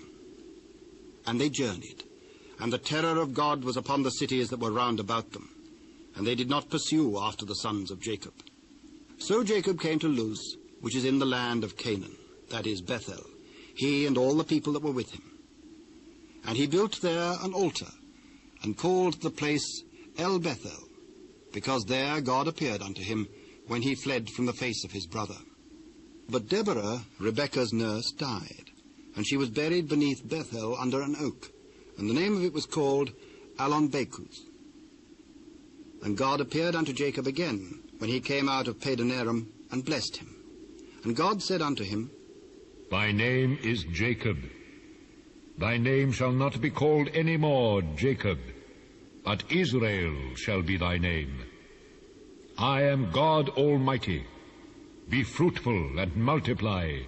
A nation and a company of nations shall be of thee, and kings shall come out of thy loins. And the land which I gave Abraham and Isaac, to thee will I give it, and to thy seed after thee will I give the land. And God went up from him in the place where he talked with him. And Jacob set up a pillar in the place where he talked with him, even a pillar of stone. And he poured a drink offering thereon, and he poured oil thereon. And Jacob called the name of the place where God spake with him, Bethel. And they journeyed from Bethel, and there was but a little way to come to Ephrat. And Rachel travailed, and she had hard labor. And it came to pass, when she was in hard labor, that the midwife said unto her, Fear not, thou shalt have this son also. And it came to pass, as her soul was in departing, for she died, that she called his name Benoni, but his father called him Benjamin. And Rachel died, and was buried in the way to Ephrat, which is Bethlehem. And Jacob set a pillar upon her grave. That is the pillar of Rachel's grave unto this day. And Israel journeyed, and spread his tent beyond the tower of Edar. And it came to pass, when Israel dwelt in that land, that Reuben went and lay with Bilhah, his father's concubine. And Israel heard it. Now the sons of Jacob were 12. The sons of Leah, Reuben, Jacob's firstborn, and Simeon, and Levi, and Judah, and Issachar, and Zebulun. The sons of Rachel, Joseph and Benjamin. And the sons of Bilhah, Rachel's handmaid, Dan and Naphtali. And the sons of Zilpah, Leah's handmaid, Gad and Asher. These are the sons of Jacob, which were born to him in Padan-aram. And Jacob came unto Isaac his father, unto Mamre, unto the city of Arba, which is Hebron, where Abraham and Isaac sojourned. And the days of Isaac were 180 years. And Isaac gave up the ghost and died, and was gathered unto his people, being old and full of days. And his sons Esau and Jacob buried him. Now these are the generations of Esau, who is Edom. Esau took his wives of the daughters of Canaan, Adah, the daughter of Elon the Hittite, and Aholibamah, the daughter of Anah, the daughter of Zibeon the Hivite, and Bashimath, Ishmael's daughter, sister of Nebajoth. And Adah bare to Esau Eliphaz, and Bashimath bore Ruel. And Aholibamah bare Jeus, and Jaalam, and Korah. These are the sons of Esau, which were born unto him in the land of Canaan. And Esau took his wives, and his sons, and his daughters, and all the persons of his house, and his cattle, and all his beasts, and all his substance which he had got in the land of Canaan, and went into the country from the face of his brother Jacob. For their riches were more than that they might dwell together, and the land wherein they were strangers could not bear them because of their cattle. Thus dwelt Esau in Mount Seir, Esau is Edom. And these are the generations of Esau, the father of the Edomites, in Mount Seir. These are the names of Esau's sons: Eliphaz, the son of Adah, the wife of Esau; Reuel, the son of Bashemoth, the wife of Esau. And the sons of Eliphaz were Teman, Omar, Zepho, and Gatam, and Kenaz. And Timnah was concubine to Eliphaz, Esau's son. And she bare to Eliphaz Amalek. These were the sons of Adah, Esau's wife. And these are the sons of Reuel: Nahath, and Zerah, Shammah, and Mizah. These were the sons of Bashemoth, Esau's wife. And these were the sons of Aholibemah, the daughter of Anah, the daughter of Zibeon, Esau's wife. And she bare to Esau Jeush, and Jaalam, and Korah.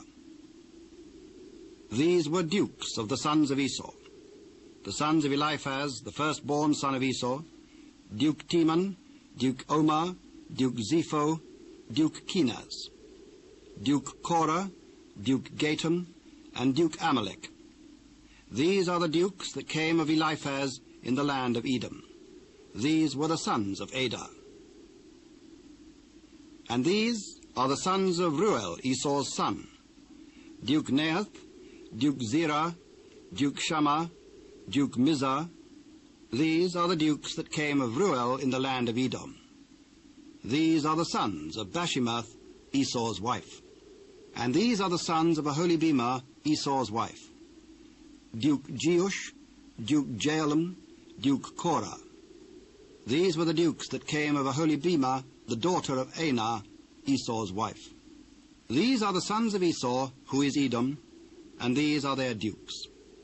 These are the sons of Seir, the Horite, who inhabited the land: Lotan, and Shobal, and Zibeon, and Anah, and Dishon, and Ezer, and Dishan.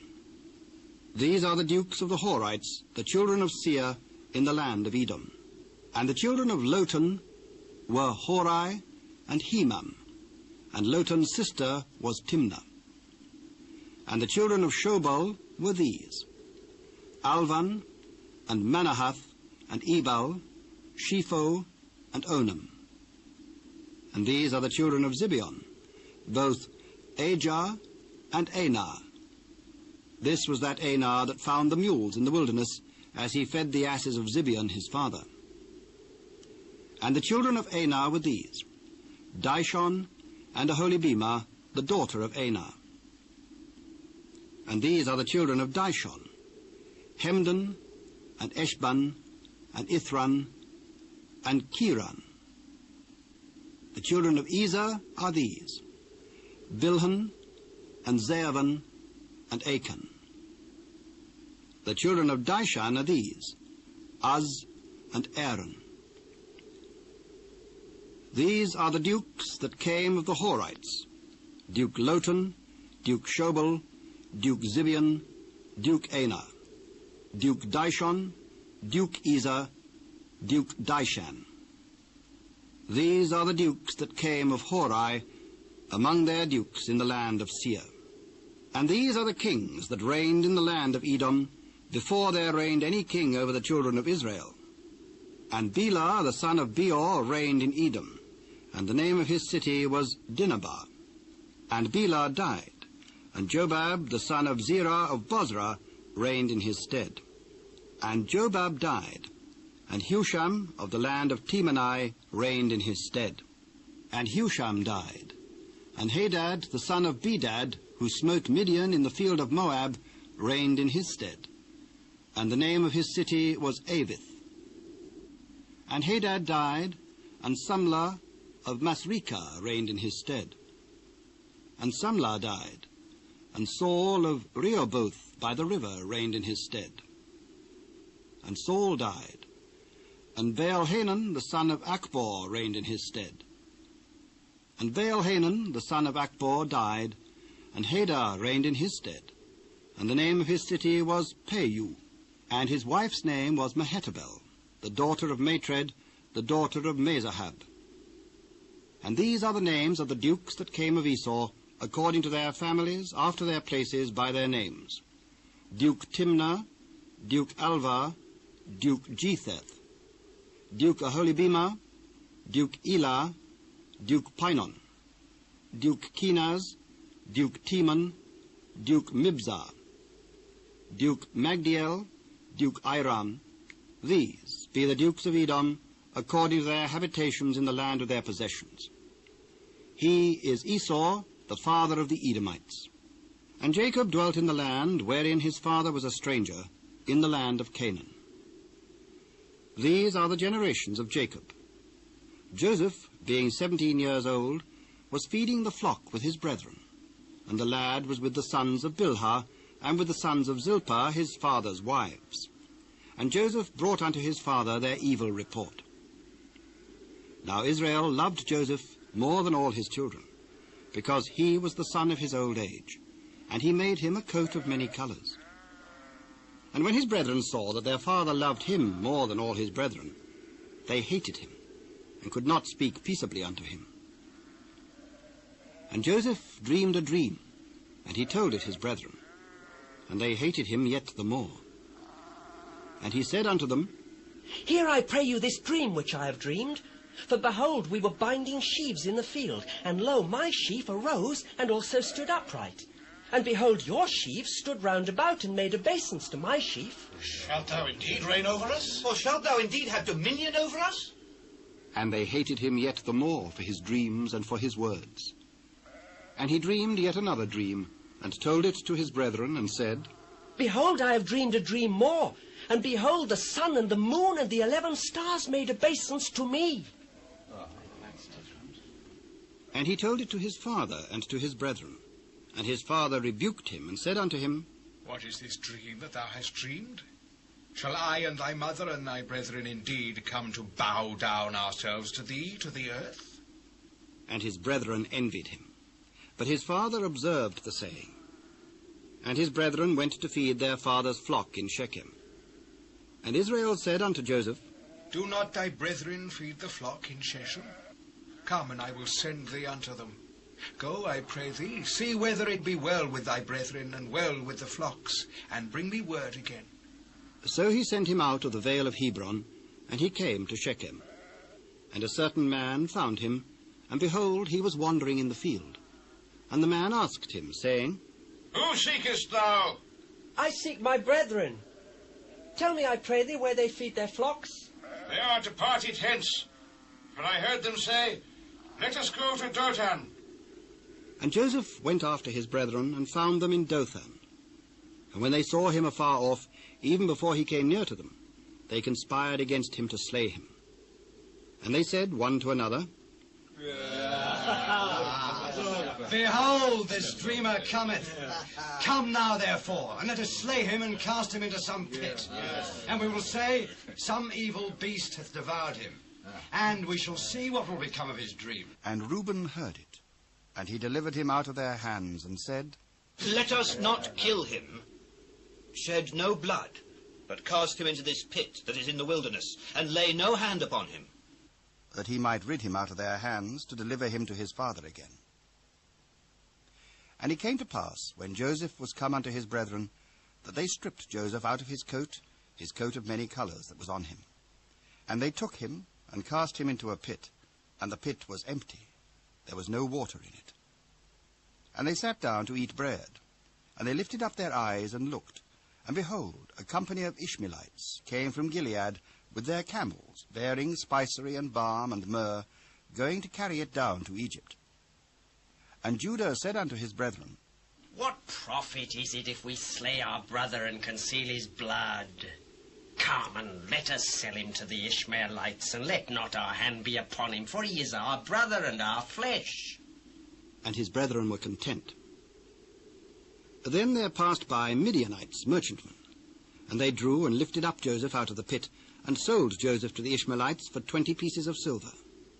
And they brought Joseph into Egypt. And Reuben returned unto the pit, and behold, Joseph was not in the pit. And he rent his clothes, And he returned unto his brethren, and said, The child is not. And I, whither shall I go? And they took Joseph's coat, and killed a kid of the goats, and dipped the coat in the blood. And they sent the coat of many colours, and they brought it to their father, and said, This have we found. Know now whether it be thy son's coat or no. It is my son's coat. An evil beast hath devoured him. Joseph is without doubt rent in pieces. And Jacob rent his clothes, and put sackcloth upon his loins, and mourned for his son many days. And all his sons and all his daughters rose up to comfort him. But he refused to be comforted. For I will go down into the grave unto my son, mourning. Thus his father wept for him. And the Midianites sold him into Egypt unto Potiphar, an officer of Pharaoh's and captain of the guard. And it came to pass at that time that Judah went down from his brethren, and turned in to a certain Adullamite, whose name was Hira. And Judah saw there a daughter of a certain Canaanite, whose name was Shua. And he took her, and went in unto her. And she conceived, and bare a son, and he called his name And she conceived again, and bare a son, and she called his name Onan.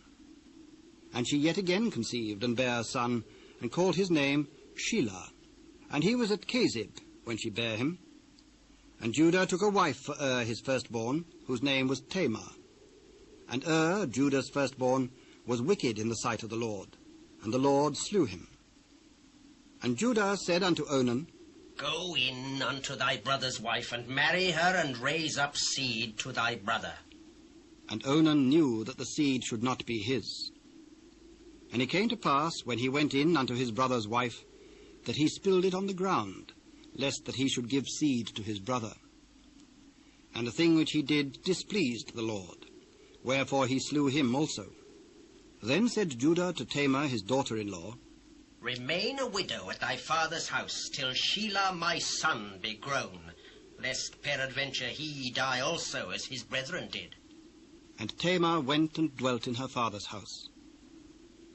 And in the process of time the daughter of Shua, Judah's wife, died. And Judah was comforted, and went up unto his sheep-shearers in Timnath, he and his friend Hira the Adullamite. And it was told Tamar, saying, Behold, thy father-in-law goeth up to Timnath to shear his sheep. And she put her widow's garments off from her, and covered her with a veil, and wrapped herself, and sat in an open place, which is by the way to Timnath. For she saw that Shelah was grown, and she was not given unto him to wife. When Judah saw her, he thought her to be an harlot, because she had covered her face. And he turned unto her by the way, and said, Go to, I pray thee. Let me come in unto thee. For he knew not that she was his daughter-in-law. What wilt thou give me, that thou mayest come in unto me? I will send thee a kid from the flock. Wilt thou give me a pledge till thou send it? What pledge shall I give thee? Thy signet, and thy bracelets, and thy staff that is in thy hand. And he gave it her, and came in unto her, and she conceived by him. And she arose and went away, and laid by her veil from her, and put on the garments of her widowhood. And Judah sent the kid by the hand of his friend the Adullamite, to receive his pledge from the woman's hand. But he found her not. Then he asked the men of the place, saying, Where is the harlot that was openly by the wayside? There was no harlot in this place. And he returned to Judah and said, I cannot find her. And also the men of the place said that there was no harlot in this place. Let her take it to her, lest we be shamed. Behold, I sent this kid, and thou hast not found her. And it came to pass about 3 months after, that it was told Judah, saying, Tamar, thy daughter-in-law, hath played the harlot. And also, behold, she is with child by whoredom. Bring her forth, and let her be burnt. When she was brought forth, she sent to her father-in-law, saying, By the man whose these are, am I with child. Discern, I pray thee, whose are these, the signet and bracelets and staff. She hath been more righteous than I, because that I gave her not to Shelah my son. And he knew her again no more. And it came to pass in the time of her travail that, behold, twins were in her womb. And it came to pass, when she travailed, that the one put out his hand. And the midwife took and bound upon his hand a scarlet thread, saying, This came out first. And it came to pass, as he drew back his hand, that, behold, his brother came out. And she said, How hast thou broken forth? This breach be upon thee. Therefore his name was called Phares. And afterward came out his brother that had the scarlet thread upon his hand, and his name was called Zerah. And Joseph was brought down to Egypt. And Potiphar, an officer of Pharaoh, captain of the guard, an Egyptian, bought him of the hands of the Ishmaelites, which had brought him down thither. And the Lord was with Joseph, and he was a prosperous man, and he was in the house of his master the Egyptian. And his master saw that the Lord was with him, and that the Lord made all that he did to prosper in his hand. And Joseph found grace in his sight, and he served him. And he made him overseer of his house, and all that he had he put into his hand. And it came to pass, from the time that he'd made him overseer in his house, and over all that he had, that the Lord blessed the Egyptian's house for Joseph's sake. And the blessing of the Lord was upon all that he had in the house and in the field. And he left all that he had in Joseph's hand, and he knew not aught he had, save the bread which he did eat. And Joseph was a goodly person and well favoured. And it came to pass after these things, that his master's wife cast her eyes upon Joseph, and she said, Lie with me. Behold, my master wotteth not what is with me in the house, and he hath committed all that he hath to my hand. There is none greater in this house than I, neither hath he kept back anything from me but thee, because thou art his wife. How then can I do this great wickedness and sin against God? And it came to pass, as she spake to Joseph day by day, that he hearkened not unto her to lie by her, or to be with her. And it came to pass about this time that Joseph went into the house to do his business. And there was none of the men of the house there within. And she caught him by his garment, saying, Lie with me. And he left his garment in her hand, and fled, and got him out. And it came to pass, when she saw that he had left his garment in her hand, and was fled forth, that she called unto the men of her house, and spake unto them, saying, See, he hath brought in an Hebrew unto us to mock us. He came in unto me to lie with me, and I cried with a loud voice. And it came to pass, when he heard that I lifted up my voice and cried, that he left his garment with me, and fled, and got him out. And she laid up his garment by her, until his lord came home. And she spake unto him according to these words, saying, The Hebrew servant which thou hast brought unto us came in unto me to mock me. And it came to pass, as I lifted up my voice and cried, that he left his garment with me and fled out. After this manner did thy servant to me. That his wrath was kindled, and Joseph's master took him, and put him into the prison, a place where the king's prisoners were bound. And he was there in the prison. But the Lord was with Joseph, and showed him mercy, and gave him favour in the sight of the keeper of the prison.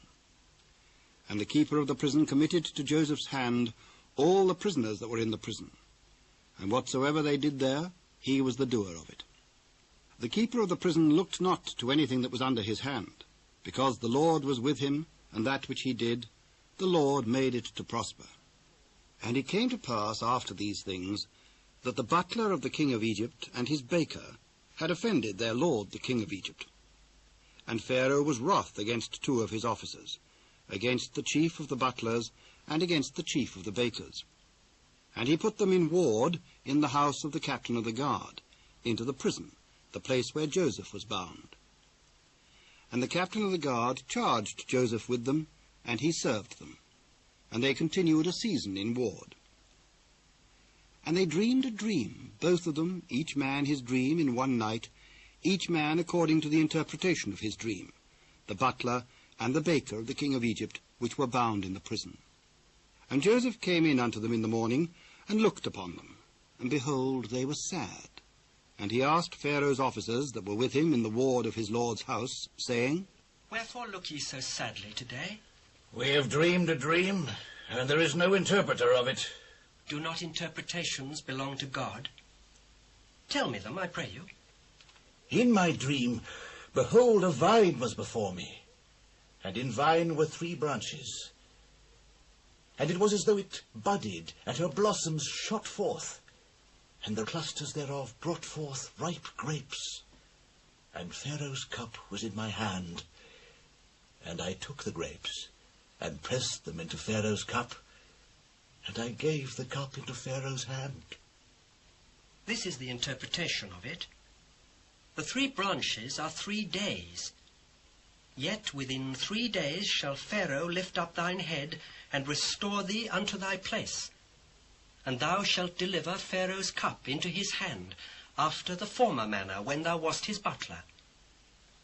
But think on me when it shall be well with thee, and show kindness, I pray thee, unto me, and make mention of me unto Pharaoh, and bring me out of this house. For indeed I was stolen away out of the land of the Hebrews, and here also have I done nothing that they should put me into the dungeon.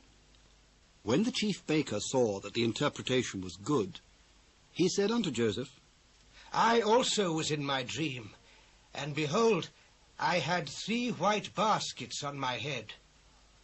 And in the uppermost basket there was all manner of bake meats for Pharaoh, and the birds did eat them out of the basket upon my head.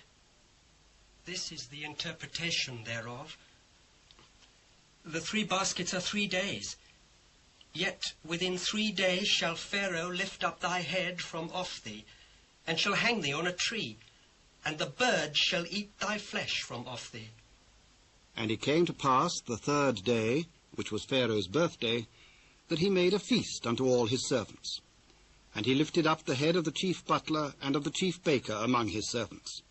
And he restored the chief butler unto his butlership again, and he gave the cup into Pharaoh's hand. But he hanged the chief baker, as Joseph had interpreted to them. Yet did not the chief butler remember Joseph, but forgat him. And it came to pass at the end of 2 full years, that Pharaoh dreamed, and behold, he stood by the river. And behold, there came up out of the river 7 well-favoured kine and fat-fleshed, and they fed in a meadow. And behold, 7 other kine came up after them out of the river, ill-favoured and lean-fleshed, and stood by the other kine upon the brink of the river. And the ill-favoured and lean-fleshed kine did eat up the 7 well-favoured and fat kine. So Pharaoh awoke. And he slept and dreamed the 2nd time. And behold, 7 ears. Then Pharaoh sent and called Joseph, and they brought him hastily out of the dungeon. And he shaved himself, and changed his raiment, and came in unto Pharaoh. And Pharaoh said unto Joseph, I have dreamed a dream, and there is none that can interpret it. And I have heard say of thee that thou canst understand a dream to interpret it. It is not in me. God shall give Pharaoh an answer of peace. In my dream, behold, I stood upon the bank of the river. And behold, there came up out of the river 7 kine, fat-fleshed and well-favoured, and they fed in a meadow. And behold, 7 other kine came up after them, poor and very ill-favoured, and lean-fleshed, such as I never saw in all the land of Egypt for badness. And the lean and the ill-favoured kine did eat up the first 7 fat kine. And when they had eaten them up, it could not be known that they had eaten them, but they were still ill-favoured, as at the beginning. So I awoke. And I saw in my dream, and behold, 7 ears came up in one stalk, full and good. And behold, 7 ears withered, thin, and blasted with the east wind, sprung up after them. And the thin ears devoured the 7 good ears. And I told this unto the magicians, but there was none that could declare it to me. The dream of Pharaoh is one. God hath showed Pharaoh what he is about to do. The 7 good kine are 7 years, and the 7 good ears are 7 years. The dream is one, and the 7 thin and ill-favoured kine that came up after them are 7 years, and the 7 empty ears blasted with the east wind shall be 7 years of famine. This is the thing which I have spoken unto Pharaoh. What God is about to do, he showeth unto Pharaoh. Behold, there come 7 years of great plenty throughout all the land of Egypt, and there shall arise after them 7 years of famine, and all the plenty shall be forgotten in the land of Egypt, and the famine shall consume the land. And the plenty shall not be known in the land by reason of that famine following, for it shall be very grievous. And for that the dream was doubled unto Pharaoh twice. It is because the thing is established by God, and God will shortly bring it to pass. Now therefore let Pharaoh look out a man discreet and wise, and set him over the land of Egypt. Let Pharaoh do this, and let him appoint officers over the land, and take up the 5th part of the land of Egypt in the 7 plenteous years. And let them gather all the food of those good years that come, and lay up corn under the hand of Pharaoh, and let them keep food in the cities. And that food shall be for store to the land against the 7 years of famine, which shall be in the land of Egypt, that the land perish not through the famine. And the thing was good in the eyes of Pharaoh, and in the eyes of all his servants. And Pharaoh said unto his servants, Can we find such a one as this is, a man in whom the Spirit of God is? And Pharaoh said unto Joseph, Forasmuch as God hath showed thee all this, there is none so discreet and wise as thou art. Thou shalt be over my house, and according unto thy word shall all my people be ruled.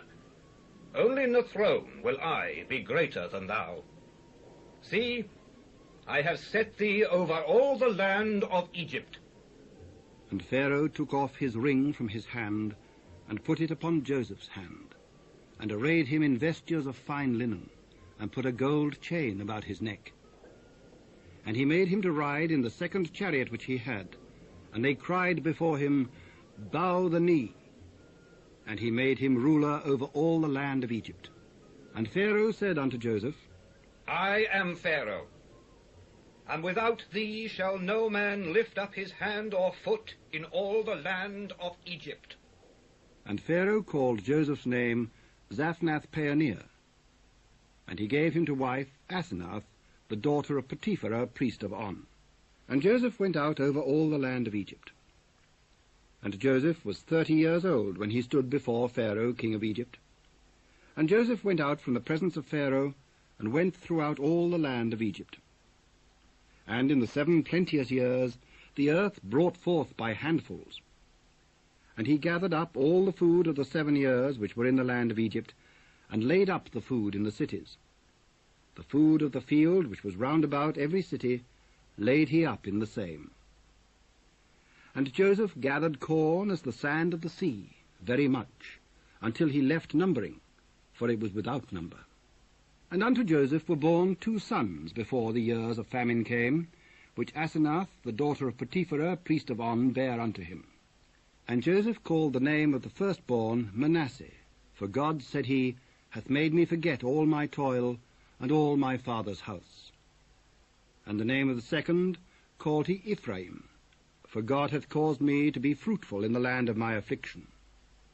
And the 7 years of plenteousness that was in the land of Egypt were ended, and the 7 years of dearth began to come, according as Joseph had said. And the dearth was in all lands, but in all the land of Egypt there was bread.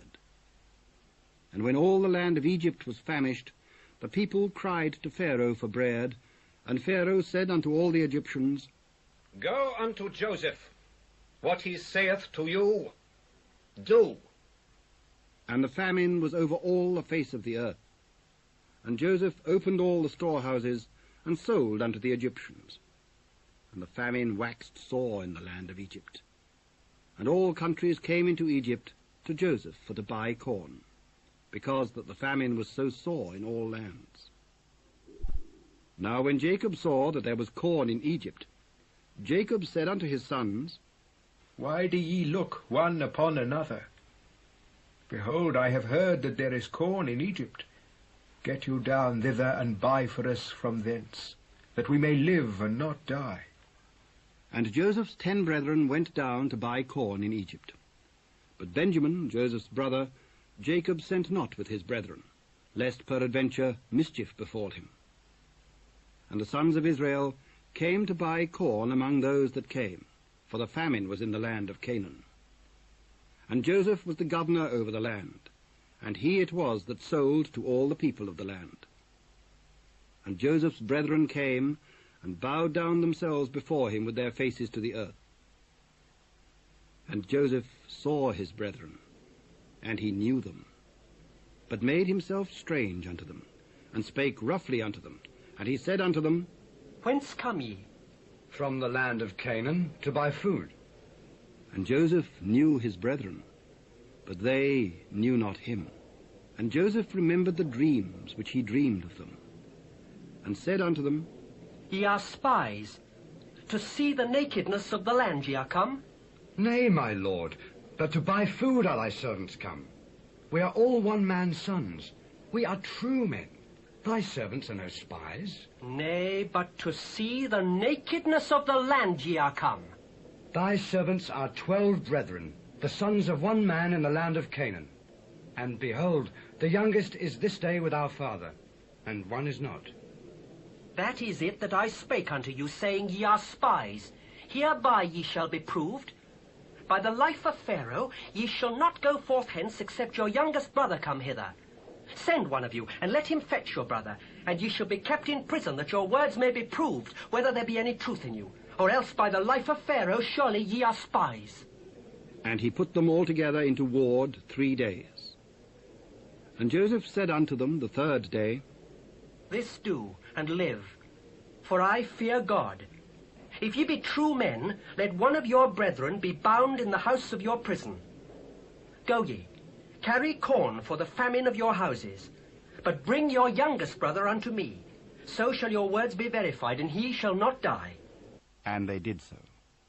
And they said one to another, We are verily guilty concerning our brother, in that we saw the anguish of his soul when he besought us, and we would not hear. Therefore is this distress come upon us. Spake I not unto you, saying, Do not sin against the child? And ye would not hear? Therefore, behold, also his blood is required. And they knew not that Joseph understood them, for he spake unto them by an interpreter. And he turned himself about from them, and wept. And returned to them again, and communed with them, and took from them Simeon, and bound him before their eyes. Then Joseph commanded to fill their sacks with corn, and to restore every man's money into his sack, and to give them provision for the way. And thus did he unto them. And they laded their asses with the corn, and departed thence. And as one of them opened his sack to give his ass provender in the inn, he espied his money, for behold, it was in his sack's mouth. And he said unto his brethren, My money is restored, and lo, it is even in my sack. And their heart failed them, and they were afraid, saying one to another, What is this that God hath done unto us? And they came unto Jacob their father unto the land of Canaan, and told him all that befell unto them, saying, The man who is the lord of the land spake roughly to us, and took us for spies of the country. And we said unto him, We are true men, we are no spies. We are 12 brethren, sons of our father. One is not, and the youngest is this day with our father in the land of Canaan. And the man, the lord of the country, said unto us, Hereby shall I know that ye are true men. Leave one of your brethren here with me, and take food for the famine of your households, and be gone. And bring your youngest brother unto me. Then shall I know that ye are no spies, but that ye are true men. So will I deliver you your brother, and ye shall traffic in the land. And it came to pass, as they emptied their sacks, that, behold, every man's bundle of money was in his sack. And when both they and their father saw the bundles of money, they were afraid. And Jacob their father said unto them, Me have ye bereaved of my children. Joseph is not, and Simeon is not, and ye will take Benjamin away. All these things are against me. Slay my 2 sons, if I bring him not to thee. Deliver him into my hand, and I will bring him to thee again. My son shall not go down with you, for his brother is dead, and he is left alone. If mischief befall him by the way in which ye go, Then shall ye bring down my grey hairs with sorrow to the grave.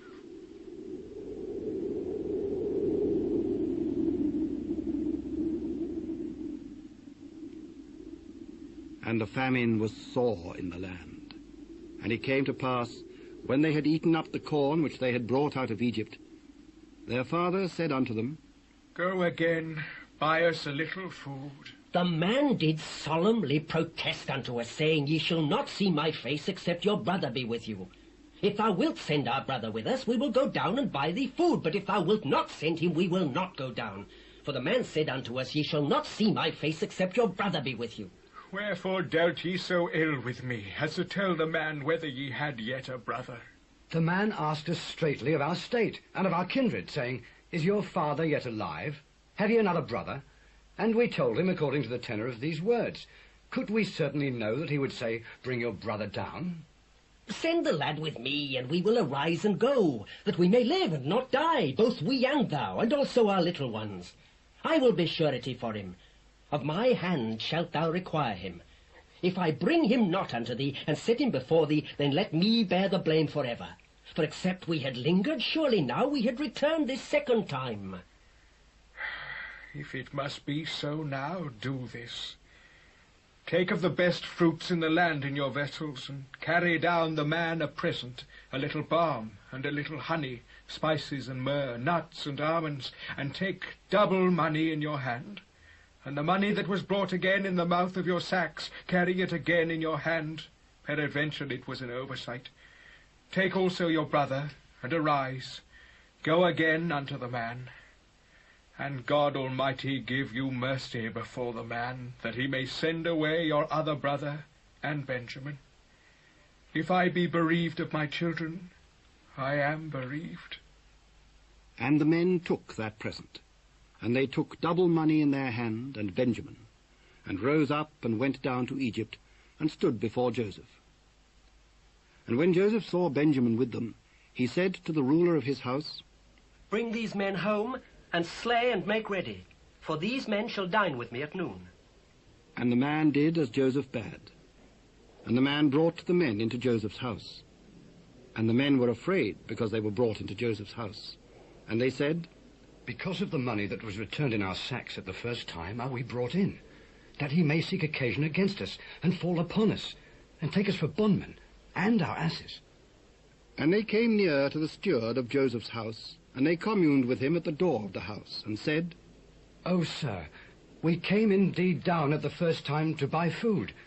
And it came to pass, when we came to the inn, that we opened our sacks, and behold, every man's money was in the mouth of his sack, our money in full weight. And we have brought it again in our hand, and other money have we brought down in our hands to buy food. We cannot tell you who put our money in our sacks. Peace be to you, fear not. Your God and the God of your father hath given you treasure in your sacks. I had your money. And he brought Simeon out unto them. And the man brought the men into Joseph's house, and gave them water, and they washed their feet. And he gave their asses provender. And they made ready the present against Joseph came at noon. For they heard that they should eat bread there. And when Joseph came home, they brought him the present which was in their hand into the house, and bowed themselves to him to the earth. And he asked them of their welfare. Is your father well, the old man of whom ye spake? Is he yet alive? Thy servant, our father, is in good health. He is yet alive. And they bowed down their heads and made obeisance. And he lifted up his eyes and saw his brother Benjamin, his mother's son, and said, Is this your younger brother of whom ye spake unto me? God be gracious unto thee, my son. And Joseph made haste, for his bowels did yearn upon his brother. And he sought where to weep. And he entered into his chamber and wept there. And he washed his face and went out, and refrained himself, and said, Set on bread. And they set on for him by himself, and for them by themselves, and for the Egyptians which did eat with him by themselves. Because the Egyptians might not eat bread with the Hebrews, for that is an abomination unto the Egyptians. And they sat before him, the firstborn according to his birthright, and the youngest according to his youth. And the men marveled one at another.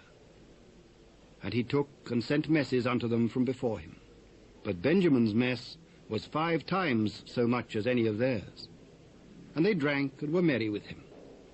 And he commanded the steward of his house, saying, Fill the men's sacks with food, as much as they can carry, and put every man's money in his sack's mouth. And put my cup, the silver cup, in the sack's mouth of the youngest, and his corn money. And he did according to the word that Joseph had spoken. As soon as the morning was light, the men were sent away, they and their asses. And when they were gone out of the city, and not yet far off, Joseph said unto his steward, Up, follow after the men, and when thou dost overtake them, say unto them, Wherefore have ye rewarded evil for good?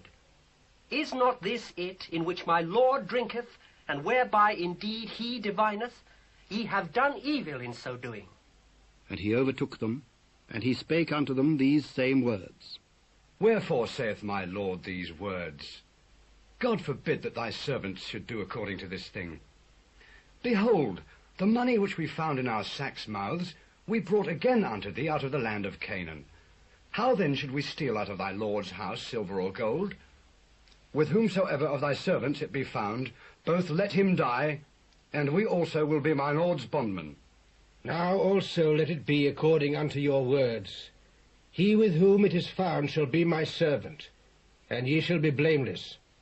Then they speedily took down every man his sack to the ground, and opened every man his sack. And he searched, and began at the eldest, and left at the youngest. And the cup was found in Benjamin's sack.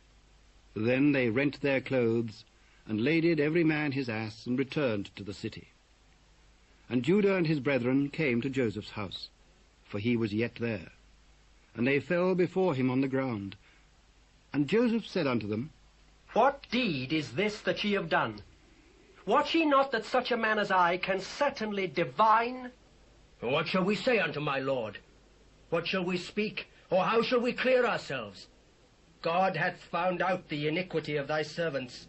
Behold, we are my Lord's servants, both we and he also with whom the cup is found. God forbid that I should do so. But the man in whose hand the cup is found, he shall be my servant.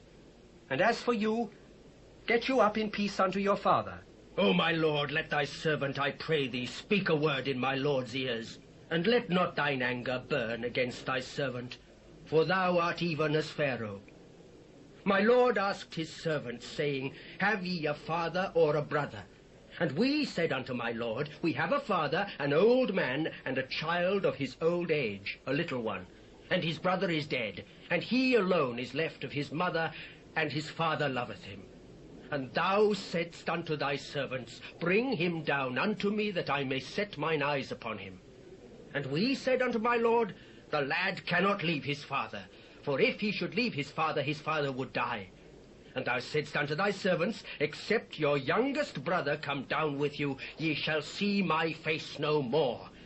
And it came to pass, when we came up unto thy servant my father, we told him the words of my Lord, and our father said, Go again and buy us a little food. And we said, We cannot go down. If our youngest brother be with us, then will we go down. For we may not see the man's face, except our youngest brother be with us. And thy servant my father said unto us, Ye know that my wife bare me 2 sons, and the one went out from me. And I said, Surely he is torn in pieces. And I saw him not since. And if ye take this also from me, and mischief befall him, ye shall bring down my grey hairs with sorrow to the grave. Now, therefore, when I come to thy servant my father, and the lad be not with us, seeing that his life is bound up in the lad's life, it shall come to pass, when he seeth that the lad is not with us, that he will die, and thy servant shall bring down the grey hairs of thy servant our father with sorrow to the grave. For thy servant became surety for the lad unto my father, saying, If I bring him not unto thee, then I shall bear the blame to my father forever. Now therefore I pray thee, let thy servant abide instead of the lad, a bondman to my lord, and let the lad go up with his brethren. For how shall I go up to my father, and the lad be not with me, lest peradventure I see the evil that shall come on my father? Then Joseph could not refrain himself before all them that stood by him. Cause every man to go out from me. And there stood no man with him, while Joseph made himself known unto his brethren. And he wept aloud, and the Egyptians and the house of Pharaoh heard. I am Joseph. Does my father yet live? And his brethren could not answer him, for they were troubled at his presence. Come near to me, I pray you. I am Joseph, your brother, whom ye sold into Egypt. Now therefore be not grieved nor angry with yourselves that ye sold me hither, for God did send me before you to preserve life. For these 2 years hath the famine been in the land, and yet there are 5 years in which there shall neither be earing nor harvest. And God sent me before you to preserve you a posterity in the earth, and to save your lives by a great deliverance. So now it was not you that sent me hither, but God. And he hath made me a father to Pharaoh, and lord of all his house, and a ruler throughout all the land of Egypt. Haste ye, and go up to my father, and say unto him, Thus saith thy son Joseph, God hath made me lord of all Egypt. Come down unto me, tarry not, and thou shalt dwell in the land of Goshen, and thou shalt be near unto me, thou and thy children, and thy children's children, and thy flocks, and thy herds, and all that thou hast. And there will I nourish thee. For yet there are 5 years of famine, lest thou and thy household, and all that thou hast come to poverty. And behold, your eyes see, and the eyes of my brother Benjamin, that it is my mouth that speaketh unto you. And ye shall tell my father of all my glory in Egypt, and of all that ye have seen, and ye shall haste and bring down my father hither. And he fell upon his brother Benjamin's neck, and wept. And Benjamin wept upon his neck. Moreover, he kissed all his brethren, and wept upon them. And after that his brethren talked with him. And the fame thereof was heard in Pharaoh's house, saying, Joseph's brethren are come. And it pleased Pharaoh well, and his servants. And Pharaoh said unto Joseph, Say unto thy brethren, This do ye.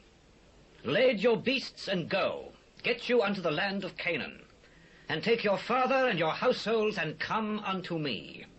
And I will give you the good of the land of Egypt, and ye shall eat the fat of the land. Now thou art commanded, this do ye. Take your wagons out of the land of Egypt for your little ones, and for your wives, and bring your father, and come.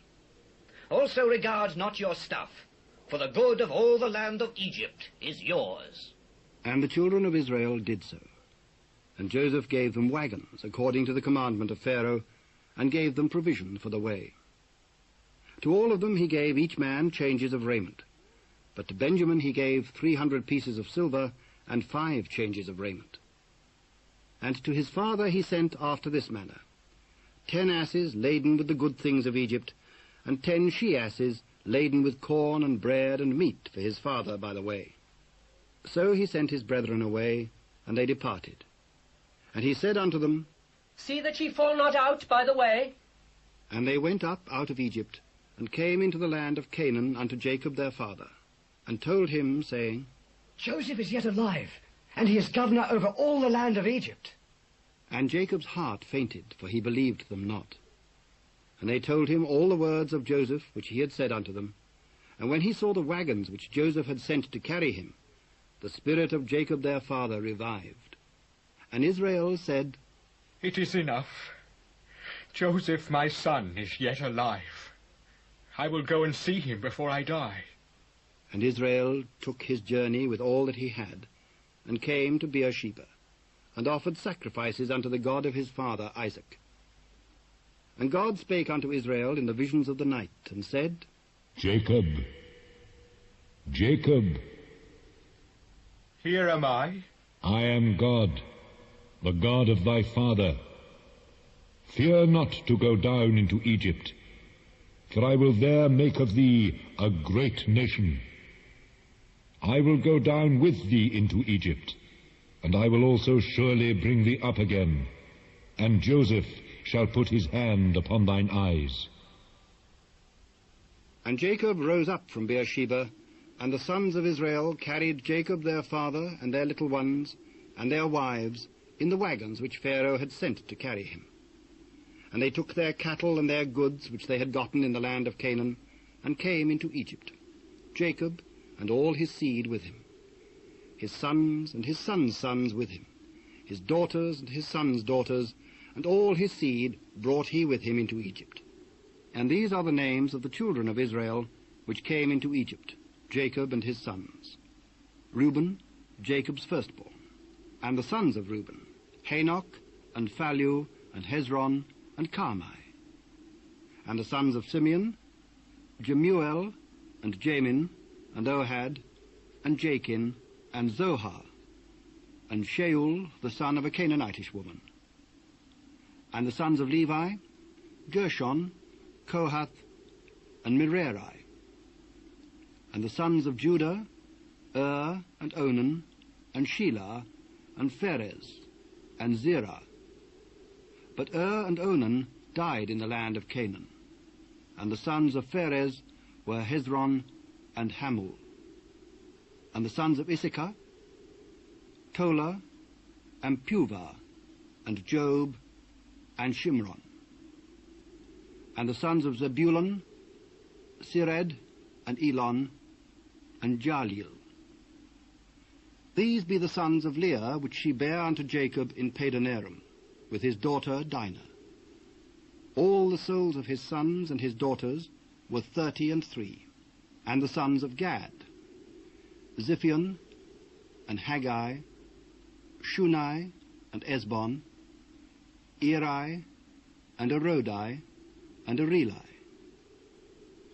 And the sons of Asher, Jimnah, and Ishua, and Ishui, and Beriah, and Serah their sister. And the sons of Beriah, Heber, and Malchiel. These are the sons of Zilpah, whom Laban gave to Leah his daughter. And these she bare unto Jacob, even 16 souls. The sons of Rachel, Jacob's wife, Joseph and Benjamin. And unto Joseph in the land of Egypt were born Manasseh and Ephraim, which Asenath, the daughter of Potiphera, priest of On, bare unto him. And the sons of Benjamin were Bela, and Becher, Ashbel, Gera, and Naaman, Ehi, and Rosh, Muppim, and Huppim, and Ard. These are the sons of Rachel, which were born to Jacob. All the souls were 14. And the sons of Dan, Hushim. And the sons of Naphtali, Jazeel, and Gunai, and Jezer, and Shilem. These are the sons of Bilhah, which Laban gave unto Rachel his daughter. And she bare these unto Jacob. All the souls were 7. All the souls that came with Jacob into Egypt, which came out of his loins, besides Jacob's sons' wives, all the souls were 66. And the sons of Joseph, which were born him in Egypt, were 2 souls. All the souls of the house of Jacob, which came into Egypt, were 70. And he sent Judah before him unto Joseph, to direct his face unto Goshen. And they came into the land of Goshen. And Joseph made ready his chariot, and went up to meet Israel his father to Goshen, and presented himself unto him, and he fell on his neck, and wept on his neck a good while. And Israel said unto Joseph, Now let me die, since I have seen thy face, because thou art yet alive. I will go up and show Pharaoh, and say unto him, My brethren and my father's house, which were in the land of Canaan, are come unto me. And the men are shepherds, for their trade hath been to feed cattle, and they have brought their flocks and their herds, and all that they have. And it shall come to pass, when Pharaoh shall call you, and shall say, What is your occupation? That ye shall say, Thy servant's trade hath been about cattle from our youth, even until now, both we and also our fathers, that ye may dwell in the land of Goshen. For every shepherd is an abomination unto the Egyptians. Then Joseph came and told Pharaoh, and said, My father and my brethren and their flocks and their herds and all that they have are come out of the land of Canaan. And behold, they are in the land of Goshen. And he took some of his brethren, even 5 men, and presented them unto Pharaoh. And Pharaoh said unto his brethren, What is your occupation? Thy servants are shepherds, both we and also our fathers. For to sojourn in the land are we come. For thy servants have no pasture for their flocks, for the famine is sore in the land of Canaan. Now, therefore, we pray thee, let thy servants dwell in the land of Goshen. And Pharaoh spake unto Joseph, saying, Thy father and thy brethren are come unto thee. The land of Egypt is before thee. In the best of the land make thy father and brethren to dwell. In the land of Goshen let them dwell. And if thou knowest any men of activity among them, then make them rulers over my cattle. And Joseph brought in Jacob his father, and set him before Pharaoh. And Jacob blessed Pharaoh. And Pharaoh said unto Jacob, How old art thou? The days of the years of my pilgrimage are 130 years. Few and evil have the days of the years of my life been, and not attained unto the days of the years of the life of my fathers in the days of their pilgrimage. And Jacob blessed Pharaoh, and went out from before Pharaoh. And Joseph placed his father and his brethren, and gave them a possession in the land of Egypt, in the best of the land, in the land of Ramesses, as Pharaoh had commanded. And Joseph nourished his father and his brethren, and all his father's household, with bread according to their families. And there was no bread in all the land, for the famine was very sore, so that the land of Egypt and all the land of Canaan fainted by reason of the famine. And Joseph gathered up all the money that was found in the land of Egypt and in the land of Canaan, for the corn which they bought. And Joseph brought the money into Pharaoh's house. And when money failed in the land of Egypt and in the land of Canaan, all the Egyptians came unto Joseph and said, Give us bread, for why should we die in thy presence? For the money faileth. Give your cattle, and I will give you for your cattle if money fail. And they brought their cattle unto Joseph. And Joseph gave them bread in exchange for horses and for the flocks, and for the cattle of the herds, and for the asses. And he fed them with bread for all their cattle for that year. When that year was ended, they came unto him the second year, and said unto him, We will not hide it from my lord, how that our money is spent. My lord also hath our herds of cattle. There is not aught left in the sight of my lord but our bodies and our lands. Wherefore shall we die before thine eyes, both we and our land? Buy us and our land for bread, and we and our land will be servants unto Pharaoh. And give us seed, that we may live and not die, that the land be not desolate. And Joseph bought all the land of Egypt for Pharaoh, for the Egyptians sold every man his field, because the famine prevailed over them. So the land became Pharaoh's.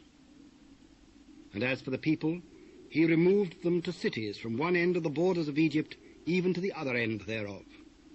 Only the land of the priests bought he not, for the priests had a portion assigned them of Pharaoh, and did eat their portion which Pharaoh gave them. Wherefore they sold not their lands. Then Joseph said unto the people, Behold, I have bought you this day and your land for Pharaoh. Lo, here is seed for you, and ye shall sow the land. And it shall come to pass in the increase that ye shall give the 5th part unto Pharaoh, and 4 parts shall be your own for seed of the field, and for your food, and for them of your households, and for food for your little ones. Thou hast saved our lives. Let us find grace in the sight of my lord, and we will be Pharaoh's servants. And Joseph made it a law over the land of Egypt unto this day, that Pharaoh should have the 5th part, except the land of the priests only, which became not Pharaoh's. And Israel dwelt in the land of Egypt, in the country of Goshen, and they had possessions therein, and grew, and multiplied exceedingly. And Jacob lived in the land of Egypt 17 years. So the whole age of Jacob was 147 years. And the time drew nigh that Israel must die. And he called his son Joseph, and said unto him, If now I have found grace in thy sight, put, I pray thee, thy hand under my thigh, and deal kindly and truly with me. Bury me not, I pray thee, in Egypt, but I will lie with my fathers, and thou shalt carry me out of Egypt, and bury me in their burying place. I will do as thou hast said. Swear unto me. I swear. And Israel bowed himself upon the bed's head. And it came to pass after these things that one told Joseph, Behold, thy father is sick. And he took with him his 2 sons, Manasseh and Ephraim. And one told Jacob, and said, Behold, thy son Joseph cometh unto thee. And Israel strengthened himself, and sat upon the bed. And Jacob said unto Joseph, God Almighty appeared unto me at Luz in the land of Canaan, and blessed me, and said unto me, Behold, I will make thee fruitful, and multiply thee, and I will make of thee a multitude of people, and will give this land to thy seed after thee for an everlasting possession. And now thy 2 sons, Ephraim and Manasseh, which were born unto thee in the land of Egypt before I came unto thee into Egypt, are mine. As Reuben and Simeon, they shall be mine. And thy issue, which thou begettest after them, shall be thine, and shall be called after the name of their brethren in their inheritance. And as for me, when I came from Padan, Rachel died by me in the land of Canaan in the way, when yet there was but a little way to come into Ephrath, and I buried her there in the way of Ephrath. The same is Bethlehem. Who are these? These are my sons, whom God hath given me in this place.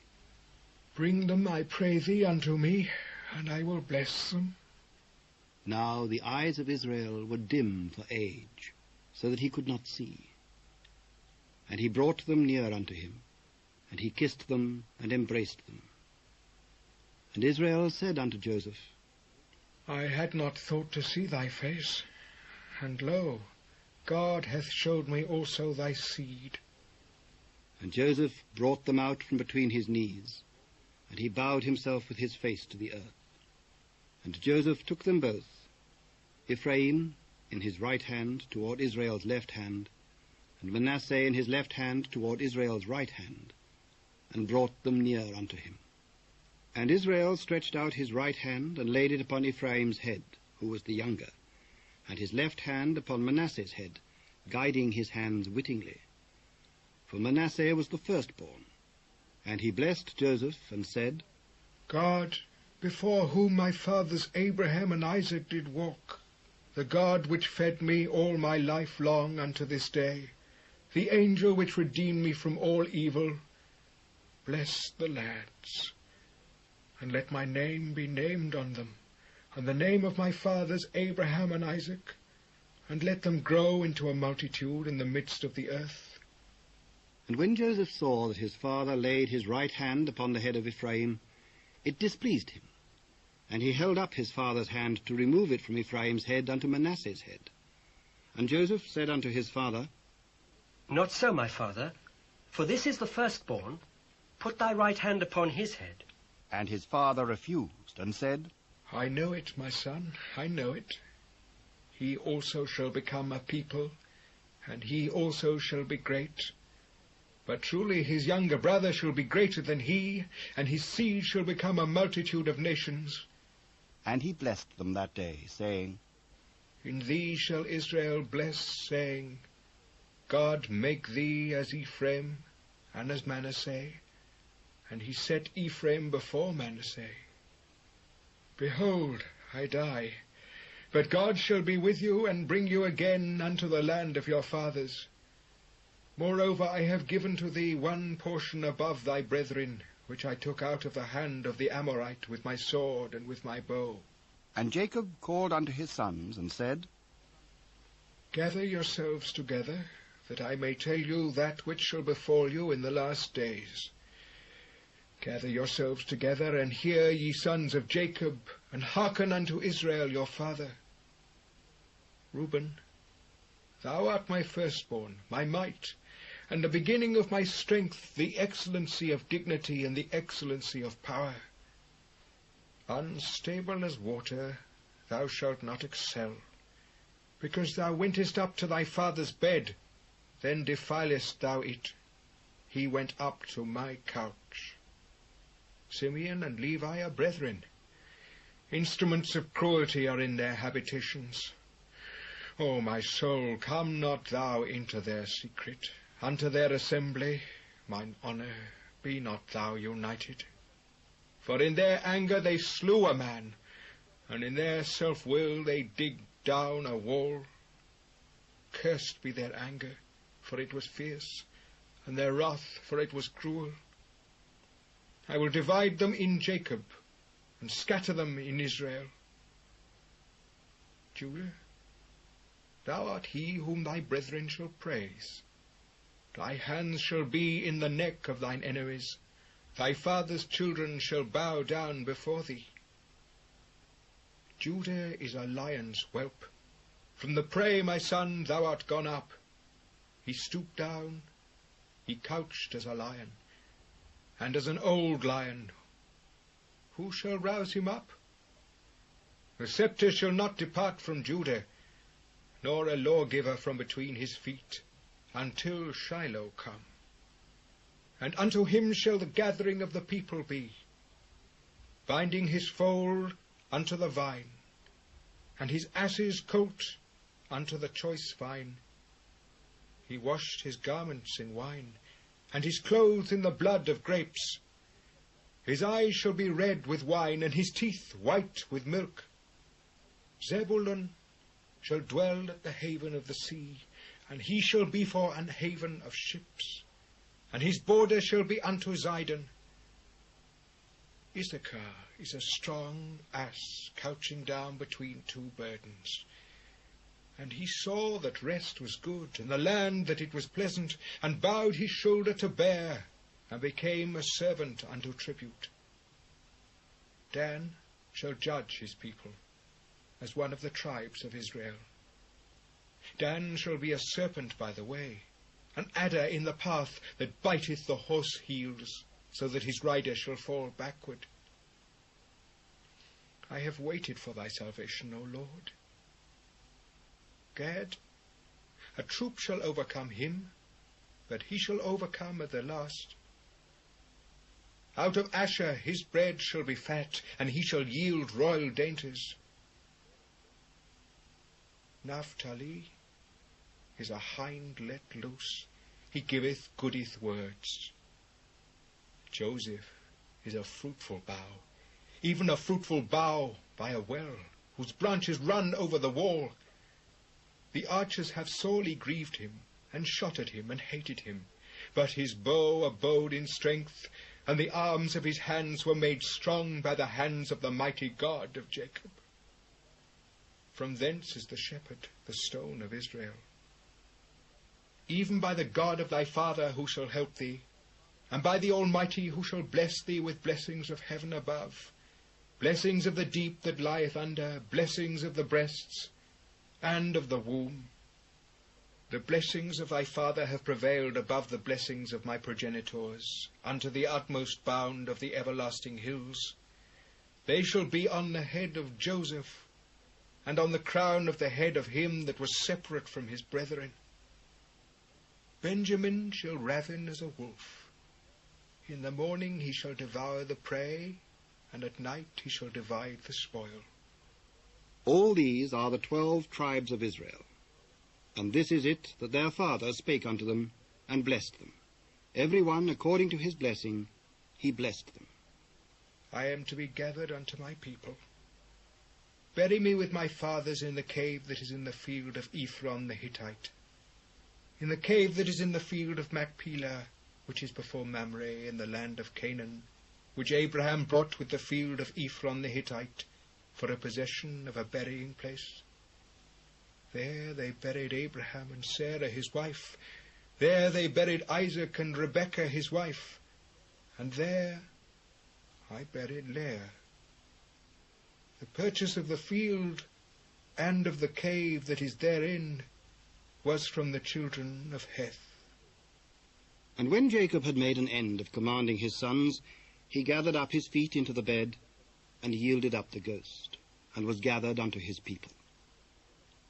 And Joseph fell upon his father's face, and wept upon him, and kissed him. And Joseph commanded his servants, the physicians, to embalm his father. And the physicians embalmed Israel. And 40 days were fulfilled for him. for so are fulfilled the days of those which are embalmed. And the Egyptians mourned for him 70 days.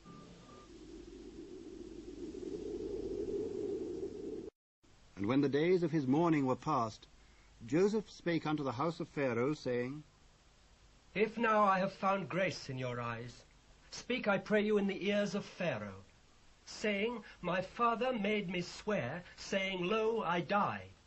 In my grave which I have digged for me in the land of Canaan, there shalt thou bury me. Now therefore let me go up, I pray thee, and bury my father, and I will come again. Go up, and bury thy father, according as he made thee swear. And Joseph went up to bury his father, and with him went up all the servants of Pharaoh, the elders of his house, and all the elders of the land of Egypt, and all the house of Joseph and his brethren and his father's house. Only their little ones and their flocks and their herds they left in the land of Goshen. And there went up with him both chariots and horsemen, and it was a very great company. And they came to the threshing floor of Atad, which is beyond Jordan. And there they mourned with a great and very sore lamentation. And he made a mourning for his father 7 days. And when the inhabitants of the land, the Canaanites, saw the mourning in the floor of Atad, they said, This is a grievous mourning to the Egyptians. Wherefore the name of it was called Abel Mizraim, which is beyond Jordan. And his sons did unto him according as he commanded them. For his sons carried him into the land of Canaan, and buried him in the cave of the field of Machpelah, which Abraham bought with the field for a possession of a burying place of Ephron the Hittite, before Mamre. And Joseph returned into Egypt, he and his brethren and all that went up with him to bury his father, after he'd buried his father. And when Joseph's brethren saw that their father was dead, they said, Joseph will peradventure hate us, and will certainly requite us all the evil which we did unto him. And they sent a messenger unto Joseph, saying, Thy father did command before he died, saying, So shall you say unto Joseph, Forgive, I pray thee now, the trespass of thy brethren and their sin. For they did unto thee evil. And now we pray thee, Forgive the trespass of the servants of the God of thy father. And Joseph wept when they spake unto him. And his brethren also went and fell down before his face, and they said, Behold, we be thy servants. Fear not, for am I in the place of God? But as for you, ye thought evil against me. But God meant it unto good, to bring to pass as it is this day, to save much people alive.